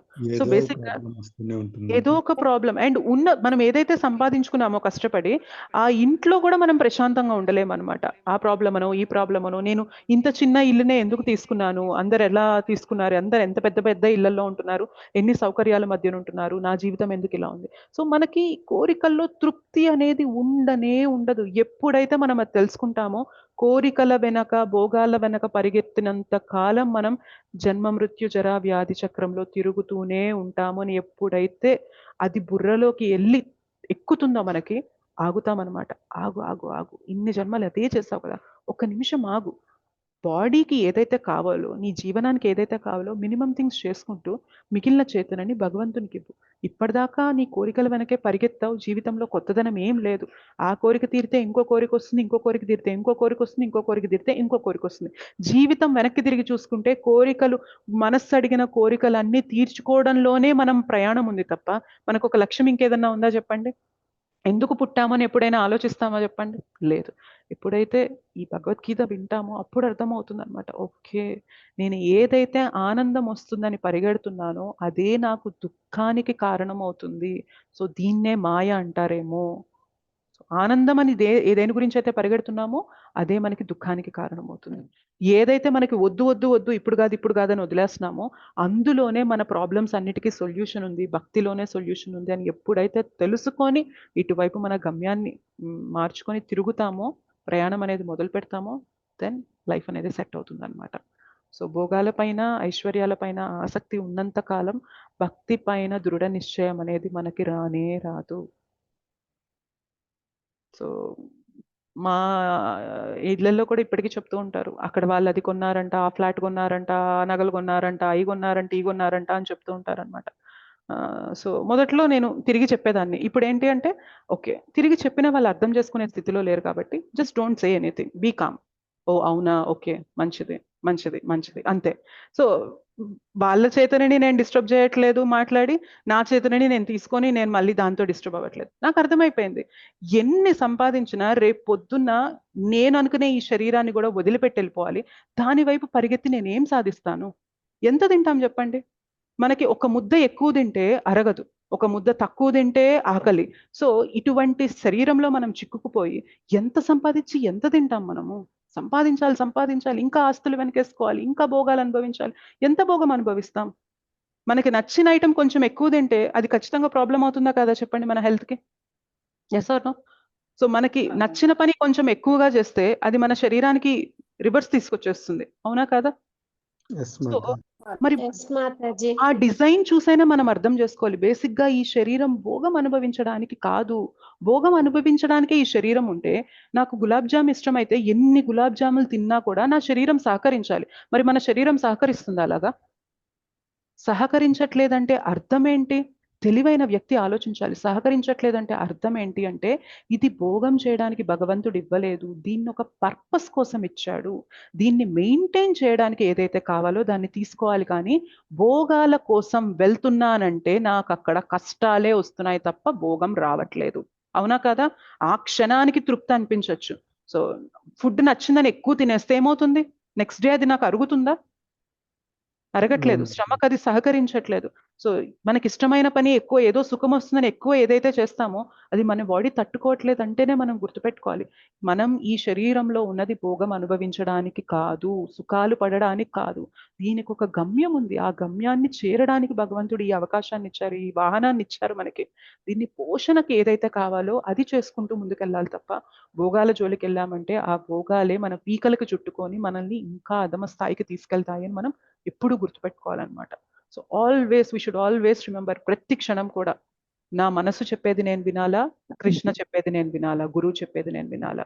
సో మనసు చెప్పేది వింటూ ఉంటే భోగాలు చేయమని చెప్తూ ఉంటుంది మనసు ఎప్పుడు కూడా. జపం చేయమని చెప్తుందా మనసు ఎప్పుడైనా? వద్దొద్దొద్దొద్దు. నువ్వు సినిమా చూడు, నువ్వు టీవీ చూడు, ప్రోగ్రామ్స్ చూడు, మొబైల్ చూడు, ఇన్‌స్టాగ్రామ్ చూడు, ఫేస్‌బుక్ చూడు, నెట్‌ఫ్లిక్స్ చూడు. ఇవి చెప్తూ ఉంటది మనసు ఎప్పుడు కూడా. లేదు లేదు ఒక మాల తీసి జపం చేయని మనసు ఎప్పుడైనా చెప్తదా? చెప్పదు. కానీ మనసు చెప్పే వాటి వైపు మనం వెళ్ళిపోతూ ఉన్నామంటే ఏంటి చెప్పండి? మనం అధోగతులకు వెళ్ళిపోతూ ఉంటామన్నమాట. దానివల్ల మనకేమీ రాదు. కానీ గురువు, కృష్ణ చెప్తారు, వైష్ణవులు చెప్తారు, ఒక్క మాల జపం చేయండి. అది మిమ్మల్ని ఉద్ధరిస్తుంది అని చెప్పి. కానీ ఎప్పుడైతే కష్టమైనా కూడా అటు తీసుకొని వెళ్తామో, మెల్లిమెల్లిగా మనం ఏదైతే వలయంలో చిక్కుకుపోయి ఉన్నామో, మనకి గురువు ఏదైతే మార్గం చూపించారో ఆ మార్గాన్ని పట్టుకున్నప్పుడే ఈ ప్రాబ్లమ్స్ నుండి బయటపడతాం. లేదు అంటే ఇంకొక దారి లేనే లేదు. So we should be very grateful. ఈ జ్ఞానం తెలుసుకుంటున్నందుకు ఎంతో రుణపడి ఉండాలన్నమాట. శ్రీల ప్రభుపాద్‌కి, మన ఆచార్యులకి వీళ్ళందరికీ కూడా ఎంతో రుణపడి ఉండాలన్నమాట. ఇదే లేదు అంటే మన గతి ఎటెళ్ళిపోతదో మనకు తెలియదు. ఎటువంటి పెట్టి అంటే ఇంకా చిల్లర విషయాల పైన కూడా గొడవలు పెట్టేసుకుంటూ మన జీవితాన్ని ఇది చేసేసుకుంటాం. Yes or no? చేస్తూ ఉంటామా లేదా చెప్పండి అలాగా? ఎస్ మన మాతాజీ. జీవిత గమ్యం ఏంటి? మనం ఎందుకొచ్చాము? ఎందుకు ఇంత ఫెసిలిటీస్ ఇచ్చారు? ఇందాక మా హస్బెండ్‌తో మాట్లాడుతుంటే ఒక మాట అన్నారన్నమాట. ఆయన ఒక వీడియో చూసారంట. అందులో ఏమైంది అంటే ఒక తొండ తెలుసు కదా మీకు? ఎస్ మాతాజీ. లెజర్డ్ సో లెజర్డ్ లిజర్డ్ కాదు. తొండ అంటే చెట్లకు ఉంటుంది కదా! చెట్ల పైన తిరుగుతుంది. పాలతొండ మాతాజీ. పాలతొండ. హ్మ్. తెలుసు సో మాతాజీ. ఆ తొండ ఒక పురుగుని తినడానికి ప్రయత్నం చేస్తూ ఉందంట. సో దాని నాలుక చాలా పొడవుగా ఉంటుంది. అది పురుగులు తింటూ ఉంటది కదా! అది అలా పట్టేసుకొని పురుగుని తినడానికి ప్రయత్నం చేస్తుంటే, ఆ పురుగు ఏం చేస్తుందంటే, ఆ తొండ యొక్క మూతిని గట్టిగా పట్టేసుకొని దాన్ని కొరకడం మొదలుపెట్టిందంట. సో ఇది దానికి ఆహారం. పురుగు అనేది ఆహారం కదా! తినడానికి ప్రయత్నం చేసేసరికి ఏమైంది? దాన్ని కొరుకుతుందంట. అసలు ఆల్మోస్ట్ దాని సగం నోరంతా కొరికేసి దానికి ఎంత బాధ కలుగుతుందంటే అది దాని యొక్క కళ్ళు కూడా కొరకడం మొదలుపెట్టిందంట. ఒకసారి ఆలోచించండి. మనం అటువంటి పరిస్థితుల్లో ఉంటే మనం ఎవరి దగ్గరికెళ్ళి ఆ బాధని చెప్పుకుంటాం? Yes or no? ఆలోచించండి. మనకివాళ కష్టం వచ్చినా, బాధొచ్చినా మనకి షేర్ చేసుకోవడానికి మనకి ఒక ఫ్యామిలీ అని, మనకొక సిస్టమ్ అని, మనకి ఇన్ని ఫెసిలిటీస్ ఇచ్చారు భగవంతుడు. నువ్వు ఓపెన్‌గా వెళ్లి మాట్లాడు. నీకు కష్టం వస్తే నీకు పలానా వాళ్ళతో వెళ్లి షేర్ చేసుకో అని చెప్తూ నీకు ఇన్ని ఫెసిలిటీస్ ఎందుకు ఇచ్చిందంటే నీకు హయ్యర్ పర్పస్ ఉంది. నీకు జీవితంలో ఒక పెద్ద లక్ష్యం ఉంది కాబట్టి దాని వైపు వెళ్ళడానికి నేను నీకు ఈ హ్యూమన్ లైఫ్ మానవ జన్మ అనేది ఇచ్చాను. కానీ నువ్వు మానవ జన్మ తీసుకొని కూడా ఇంకా భోగాలలోనే, సుఖాలు, సంతోషాల్లోనే నువ్వు వెళ్ళిపోతూ ఉంటే ఎందుకు నీకు ఈ జన్మ ఇచ్చింది అని చెప్పి భగవంతుడికి మనం ఇస్తున్నట్లా లేదా చెప్పండి? మనం అలాంటి సూచన ఇస్తున్నట్లా లేదా? So yes Mataji. ఎన్ని జీవరాశులు ఎంత అంటే ఒక్కొక్కసారి వీధి కుక్కల్ని చూడండి. వాటికి ఎంత పెద్ద వానలో అయినా అట్లనే ఉండాలి. ఎంత పెద్ద ఎండలో అయినా అట్లనే ఉండాలి. టైంకి ఆహారం అనేది దొరకదు. మనకి ఇవాళ ఉండడానికి ఒక గూడు ఉంది, మనకి తినడానికి ఆహారం దొరుకుతుంది, మన అవసరాలన్నీ కూడా భగవంతుడు తీరుస్తున్నాడు.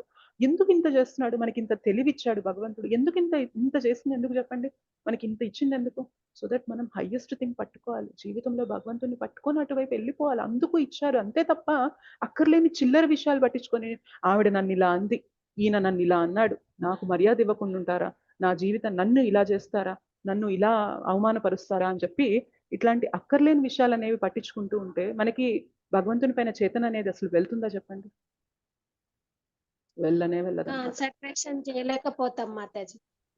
ఎప్పుడైతే ఈ అక్కర్లేని విషయాలు, భోగాల పట్ల, ఐశ్వర్యం పట్ల వెళ్తుందో మనకు మిగలదు. భగవంతుని వైపు తిరగాలి అన్న ఆలోచన కూడా మనకి రాదనమాట.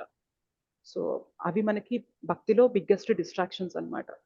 భోగం అనుభవించాలి, నా ఇంద్రియాలతో నేను సుఖపడాలి అని ఎప్పుడైతే మనం దాని వెనుక పరిగెడుతూ ఉంటామో మనం మన గమ్యానికి దూరం అయిపోతూ ఉన్నట్లు అనమాట. ఇంకా కింద స్థాయిలోకి వెళ్ళిపోతూ ఉంటాం అనమాట మనం. ఓకేనా? అర్థమైందా? ఎస్ మాతాజీ. మాతాజీ ఒక డౌట్ మాతాజీ. మీ చెప్పండి మాతాజీ. ప్రభుజీ మీకు సపోర్ట్ చేశారు కాబట్టి మీరు ఈ స్థాయిలో ఉన్నారు మాతాజీ. ఒకవేళ సపోర్ట్ Definitely. చేయకపోతే మీరు అక్కడ జాబ్ లోనే ఉండేవాళ్ళు కదా.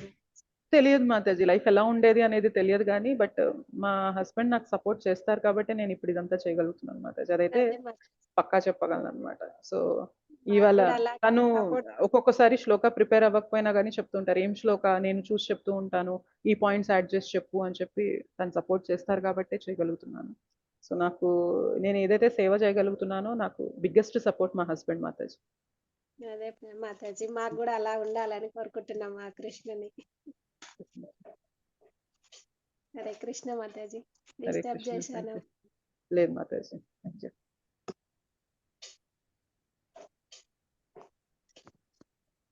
ఇంకేమైనా క్వశ్చన్స్ ఉన్నాయా? హరే కృష్ణ మాతాజీ. హరే కృష్ణ. దండవత్ ప్రణామం మాతాజీ. ధన్యవాద ప్రణామం మాతాజీ. మాతాజీ ఇప్పుడు తులసాకు పత్తితోటి గంధం తీసి కృష్ణుడి పాదాల దగ్గర వేస్తాం కదా మాతాజీ, దానికి ఏదో చదవాలి అంటారు కదా మాతాజీ. నేనైతే తులసి దేవికి కొన్ని నేమ్స్ ఉంటాయి మాతాజీ. అవి ఆ నేమ్స్ తులసి మహారాణికి కొన్ని పేర్లు ఉంటాయి, ఆ పేర్లు చదువుతూ పెడతాను కృష్ణ పాదాల పైన. సో మనకి బృందావని, విశ్వపూజిత, విశ్వపావని, పుష్పసార, నందిని, తులసి, కృష్ణ జీవని అని చెప్పి ఈ పేర్లు అనేవి చెప్తూ తులసి పత్రాన్ని భగవంతుని పాదాల పైన పెడుతుంటాం అనమాట. ఇది నేను ఎక్కడో క్లాస్ లో విన్నాను మాతాజీ, ఈ నామాలు అనేవి. 9, 10 ఉంటాయి కదా మాతాజీ. అవును మాతాజీ. అంటే గంధంతో తీసి కూడా పెట్టి ఏదో అంటారు. ఓకే, నాకు ఇంకా స్పెసిఫిక్ గా తెలియదు. తులసి మహారాణిని పెడుతున్నప్పుడు మాత్రం భగవంతుని పాదాల దగ్గర ఈ నామాలు అనేవి చెప్తూ పెడతాను. ఇంకేదన్నా మంత్రం ఏదన్నా ఉందేమో నాకైతే తెలియదు మాతాజీ. తులసి మహారాణి రాధాదేవే కదా మాతాజీ. రాధాదేవి యొక్క శక్తి అయ్యుండొచ్చు, రాధారాణి యొక్క శక్తి. బట్ ఏంటంటే తులసి మహారాణి భగవంతుని యొక్క, ఇప్పుడు బృందావనంలో భగవంతుని యొక్క లీలలు జరుగుతాయి కదా, అవన్నీ కూడా తులసి మహారాజునినే ప్లాన్ చేస్తారనమాట. అందుకనే మనం తులసి ఆరతి చేసేటప్పుడు కూడా బృందావనంలో ఎక్కడైతే రాధాకృష్ణుల యొక్క లీల జరుగుతూ ఉంటుందో అక్కడ నాకు సేవనివ్వమ్మా, నేను మీ సేవకురాలుగా ఉండాలి, ఆ లీలలు అనేవి చూసే భాగ్యాన్ని నాకు ఇవ్వు, ఇట్లా మనం తులసి ఆరతిలో ప్రే చేస్తాం కదా.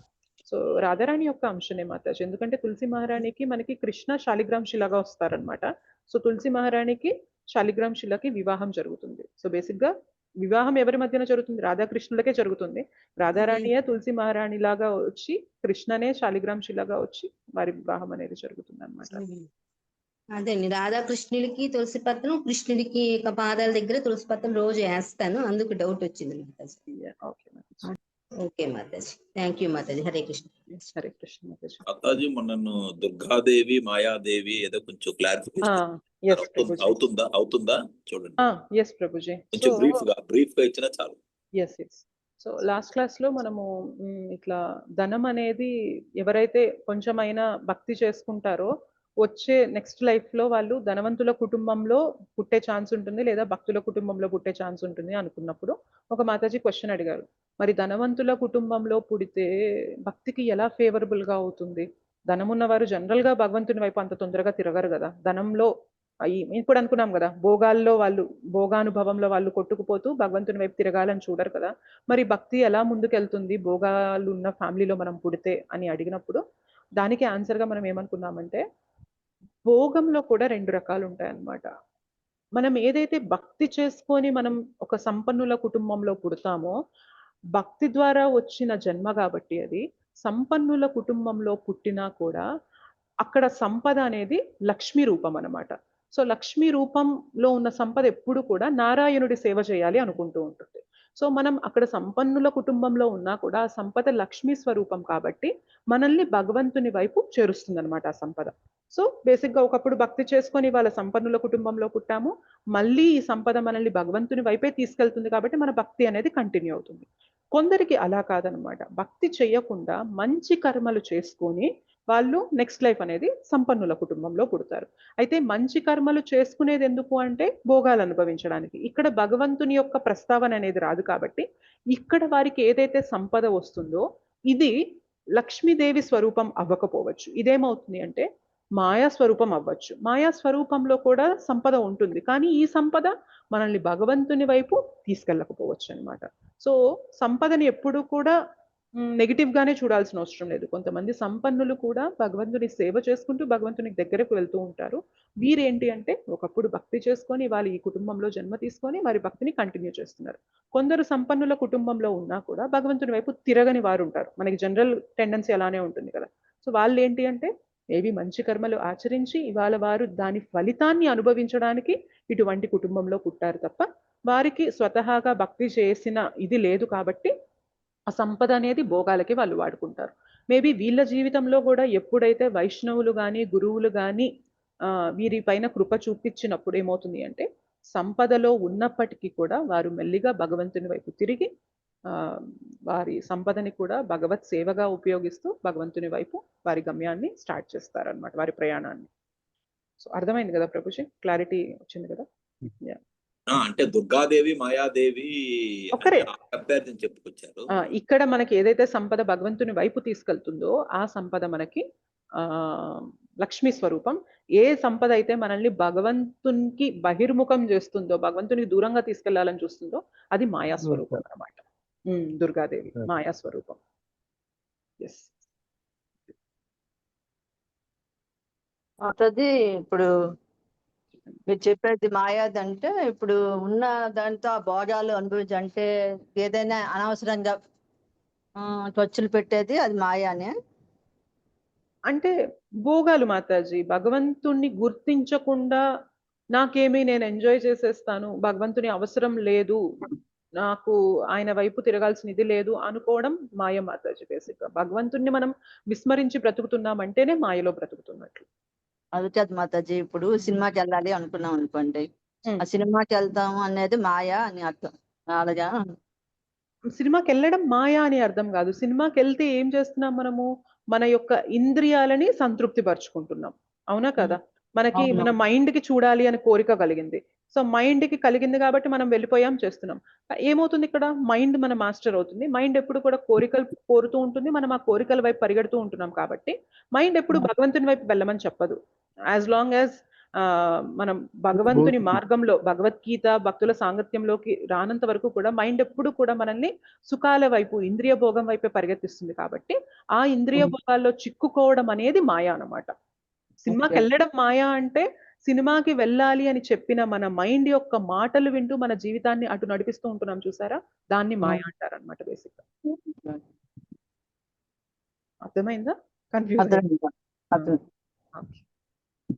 దేవుడి నుంచి దూరం చేసేవన్నీ మాయ. కరెక్ట్, దేవుడి నుంచి దూరం చేసేదంతా మాయ. అందుకే కదా మాతాజీ మనం మనసు చెప్పినట్టు వినకూడదు, బుద్ధి చెప్పినట్టు వినాలి అనుకుంటాము. భగవద్గీత అలా ఉంటుంది. అంటే బేసిక్ ఏంటంటే మనసు చెప్పినట్లుగా ఎప్పుడు వినొచ్చు అంటే మనస్సు అనేది భగవంతుని యొక్క సేవకుడిగా ఎప్పుడైతే మారుతుందో, అంటే ఇప్పటిదాకా ఏంటంటే మనస్సే మనకి రాజులాగా ఉంటారనమాట. సో మనసు చెప్పేవన్నీ మనం వింటూ ఉంటున్నాం కాబట్టి పతనం చెందుతున్నాం. కానీ భక్తి చేస్తున్నప్పుడు ఏమవుతుంది అంటే మనస్సు పైన కృష్ణని ఉంచుతాం మనం ఇప్పుడు. సో ఏమవుతుంది, మనసుకి ఇంకా స్వయంగా ఇంకా క్వశ్చన్స్ ఉండవన్నమాట. కంప్లీట్ గా మనం భక్తిలో శరణాగతులం అయిపోయాం అనుకోండి, అప్పుడు మనస్సు ఏం చెప్తుందంటే తీసి జపం చేయి, తీసి వెళ్ళి కృష్ణ సేవ చేయి, కృష్ణ వైపు వెళ్ళు అని మనస్సు, ఒకప్పుడు ఎనిమిగా ఉన్న మనస్సు మన ఫ్రెండ్ గా మారుతుంది. అది మారడానికి మనకి ఈ సాధన అనేది ఉపయోగపడుతుంది అనమాట. ఈ జపం చేసే కొద్దీ మనస్సుని అణిచివేసేస్తున్నాం, మనస్సులో ఉన్న దుర్గుణాలన్నీ అణిచివేసేస్తున్నాం. సో మెల్లమెల్లగా ఏమవుతుంది, మనస్సులో ఆ దుర్గుణాలన్నీ పోయి మనస్సు అనేది భక్తికి ఫేవరబుల్ గా అవుతుంది అనమాట. ఎప్పుడైతే ఆ స్థితికి వెళ్తామో అప్పుడు మనస్సు చెప్పేది కూడా మనం వినొచ్చు. ఎందుకంటే అప్పుడు మనస్సు చెప్పేది, కృష్ణ చెప్పేది ఒకటే అవుతుంది, గురువు చెప్పేది ఒకటే అవుతుంది కాబట్టి. చాలా బాగా చెప్పారు. హరే కృష్ణ మాతాజీ. హరే కృష్ణ మాతాజీ. మాతాజీ ప్రభుజీ మీకు సపోర్ట్ ఇవ్వడం మా అదృష్టం మాతాజీ. మీకన్నా ఇంకొక చిన్న డౌట్ మాతాజీ, రేపు మాలయ హలో చెప్పండి మాతాజీ. రేపు మాలయ అమావాస్య రోజు ప్రభుజీ గారు చెప్పారు ఈ భగవద్గీత శ్లోకాలు అధ్యాయం చేయటము, అన్నదానం చేస్తాము, పేరు గోత్రాలు కావాలంటే చెప్పచ్చు అని లింక్ పెడతా ఉన్నారు. లింక్ ఏం పెట్టలేదు మాతాజీ. రేణుకా మాతాది మేము ఫోన్ నెంబర్ ఇస్తామండి, మీకు ఏదైనా కావాలంటే రేణుకా మాతాజీతో కన్సల్ట్ అవ్వచ్చు అన్నారు. అది కూడా పెట్టలేదు. మీకు ఏమన్నా మాతాజీది ఫోన్ నెంబర్ ఐడియా ఉంటే కొంచెం దీంట్లో పెడతారా, లింక్ కానీ, లేకపోతే మేడం ఫోన్ నెంబర్ కానీ, మాతాజీ ఫోన్ నెంబర్. ఇప్పుడు అంటే మీకు దానికి సంబంధించి మీరు డీటెయిల్స్ కావాలనుకుంటున్నారా, మీరు మీ గురించి చేయించాలనుకుంటున్నారా? అవును మాతాజీ, చూసాను, చెప్పు 4 రోజులు అయింది పెట్టలేదు ప్రభుజీ, అందుకని మీకు ఏమన్నా రేణుకా మాతాజీ ఫోన్ నెంబర్ పితృపక్ష గురించి ఒక పోస్టర్ అయితే సర్క్యులేట్ అవుతుంది మాతాజీ. మీరున్న గ్రూప్ లో మరి వచ్చిందో రాలేదో నాకు తెలియదు. నేనేం చేస్తానంటే ఇప్పుడు ఇస్కాన్ నందన్ మన గీతామృతం ఐఎన్యు గ్రూప్ లో పంపిస్తాను, అండ్ ఈ ఎస్జిఆర్ గ్రూప్ లో కూడా పితృపక్ష పోస్టర్ అనేది పంపిస్తాను. రెండిట్లోనూ చూడండి ఒకసారి. ఒకవేళ మీకు దాంట్లో ఇన్ఫర్మేషన్ సరిపోలేదంటే గనక మీరు నన్ను అడిగితే నేను మీకు రేణుకా మాతాజీ నెంబర్ అనేది షేర్ చేస్తాను. హరే కృష్ణ మాత. Hare Krishna. Thanks Mata. Thank you Mataji. ఇంకేదైనా క్వశ్చన్స్ ఉన్నాయా?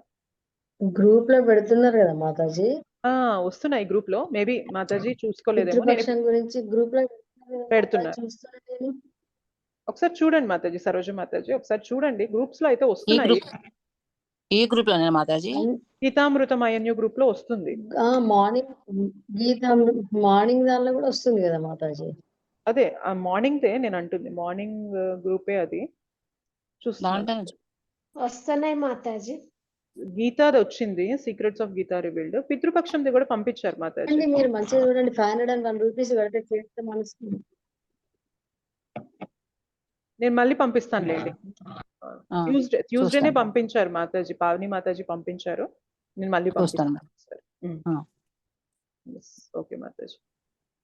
మాతాజీ పితృపక్షం అంటే అత్తయ్య మావయ్య అంటే పేరెంట్స్ అట్లావనా మాతాజీ? హరే కృష్ణ మాతాజీ. నాకు అయితే కరెక్ట్ గా డీటెయిల్స్ తెలియదు మాతాజీ. మీకు ఇట్లాంటి క్వశ్చన్స్ ఏదైనా ఉంటే గనక మీరు ఒక్కసారి గోవర్ధన్ ప్రభుజీని అడిగితే మీకు క్లియర్ చేస్తారు. నాకు పెద్దగా ఐడియా లేదు మాతాజీ దాని గురించి. హరే కృష్ణ మాతాజీ. హరే కృష్ణ మాతాజీ. హరే కృష్ణ మాతాజీ. ఏదైనా క్వశ్చన్స్ ఉన్నాయా? హరే కృష్ణ మాతాజీ, ధన్యవాద ప్రణాం. చాలా రోజుల తర్వాత మీ క్లాస్ జాయిన్ అయినా. నేను అసలు లింక్ దొరకక నేను ఈరోజు స్వాతి పెట్టింది, చాయిస్ వచ్చింది మాతాజీ.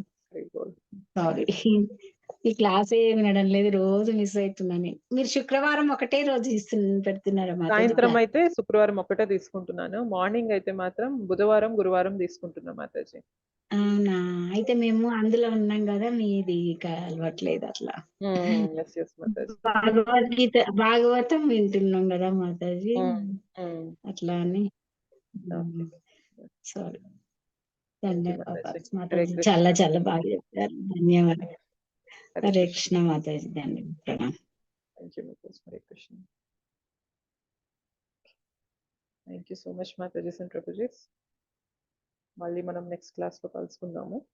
అండ్ ఈ లోపు మీకు సీక్రెట్స్ ఆఫ్ గీతా రివీల్డ్ మనకి ఏదైతే October 3rd బ్యాచ్ స్టార్ట్ అవుతుందో దాని మెసేజ్ కూడా మీకు పంపిస్తాను గ్రూప్ లో. మీరు మీ అందరూ కూడా స్టేటస్ లో పెట్టుకొని మీకు తెలిసిన వాళ్ళందరికీ కూడా షేర్ చేయండి. ఓన్లీ మాతాజీస్కి 14 to 35 years age group. Okay. And దాంతోపాటు ఈ పితృపక్ష పోస్టర్ కూడా నేను పంపిస్తాను గ్రూప్స్లో. ఒకసారి మళ్ళీ చూడాలనుకునేవారు ఒకసారి చెక్ చేయండి. Okay. Thank you so much మాతాజీస్ అండ్ ప్రభుజీస్. వంశకల్పతరుభ్యశ్చ కృపా సింధుభ్యవ చ పతితానాం పావనేభ్యో వైష్ణవేభ్యో నమో నమః. अनंत कोटि वैष्णव वृंद की जय. श्रील प्रभुपाद की जय. श्रील गुरुदेव की जय. निताय गौर प्रेमानंदे. हरि हरि बोल. Thank you Mataji. మాతాజీ ఇప్పుడు ఈ లింక్ కొత్త వాళ్ళకి పెడితే వస్తుందా మాతాజీ? ఏ లింక్? ఇప్పుడు మీరు పెట్టింది ఈ క్లాస్ లింక్ మా స్వాతి నాకు పెట్టింది కదా, అది లింక్ వేరే వాళ్ళకి పంపిస్తే జాయిన్ అవుతారా అందులో? అవుతారు. అదే ఇందాక ఒక ఆమె వచ్చింది. ఒకవేళ ఆ మాతాజీని మన గ్రూప్ లో యాడ్ చేయడానికి ఆ మాతాజీకి ఓకే అంటే గనక స్వాతి మాతాజీకి చెప్పి నాకు నెంబర్ పంపించమనండి, నేను యాడ్ చేస్తాను గ్రూప్ లోకి. నేను మెసేజ్ పెడతా మాతాజీ ఆమె నెంబరు మీకు. నాకు పెట్టండి, నేను యాడ్ చేస్తాను. ఓకే మాతాజీ. ఓకే మాతాజీ ఇప్పుడు ఓన్లీ ఫర్ మాతాజీస్ కన్నారు. ఏంట క్లాస్ పేరు ఏంటది? మనకి ఏదైతే 18 days క్లాస్ జరిగిందో 18 days 18 chapters Bhagavad Gita October 3rd నుంచి స్టార్ట్ అవుతుంది మళ్ళీ ఇంకో బ్యాచ్. Only for Matajis? అది only for Matajis 14 to 35 years age group. English లో ఉంటాయి క్లాసెస్. ఇంగ్లీష్ లో. ఎందుకు మేడం అలాగా ఓన్లీ ఫర్ లేడీస్ అని పెట్టారు? ఓన్లీ ఫర్ ఈసారి ఎందుకంటే బేసిక్ గా మనకి వర్కింగ్ ఉమెన్ కి అండ్ ఎవరైతే కాలేజ్ గోయింగ్ గర్ల్స్ ఉన్నారో వాళ్ళకి ఇవ్వాలి అన్న ఇంటెన్షన్. యాక్చువల్ గా మనకి ఎవ్రీ మంత్ జరుగుతూ ఉన్నాయి బ్యాచెస్. ఈసారి బ్యాచ్ ఓన్లీ లేడీస్ కి తీసుకోండి అనేసరికి అది ఈసారి ఇంగ్లీష్ లో ఇవ్వడం జరుగుతుంది. అది నేను తీసుకుంటున్నాను. అందుకని మీకు ఇన్ఫార్మ్ చేస్తున్నా. మీకు తెలిసిన వాళ్ళు ఎవరికైనా కానీ మీరు షేర్ చేసి వాళ్ళని జాయిన్ అవ్వమనొచ్చు. మాతాజీ నిన్న ఒక మాతాజీ షాప్ లో ఉంటారు, జపం చేసుకోవచ్చా అని అడిగారు కదా మాతాజీ. అట్లా చేసుకొని ఎవరు షాప్ కి రానప్పుడు చేసుకొని మళ్ళీ పక్కన పెట్టేసి మళ్ళీ చేసుకోవచ్చా మాతాజీ? వర్క్ చేసుకోవచ్చు మాతాజీ.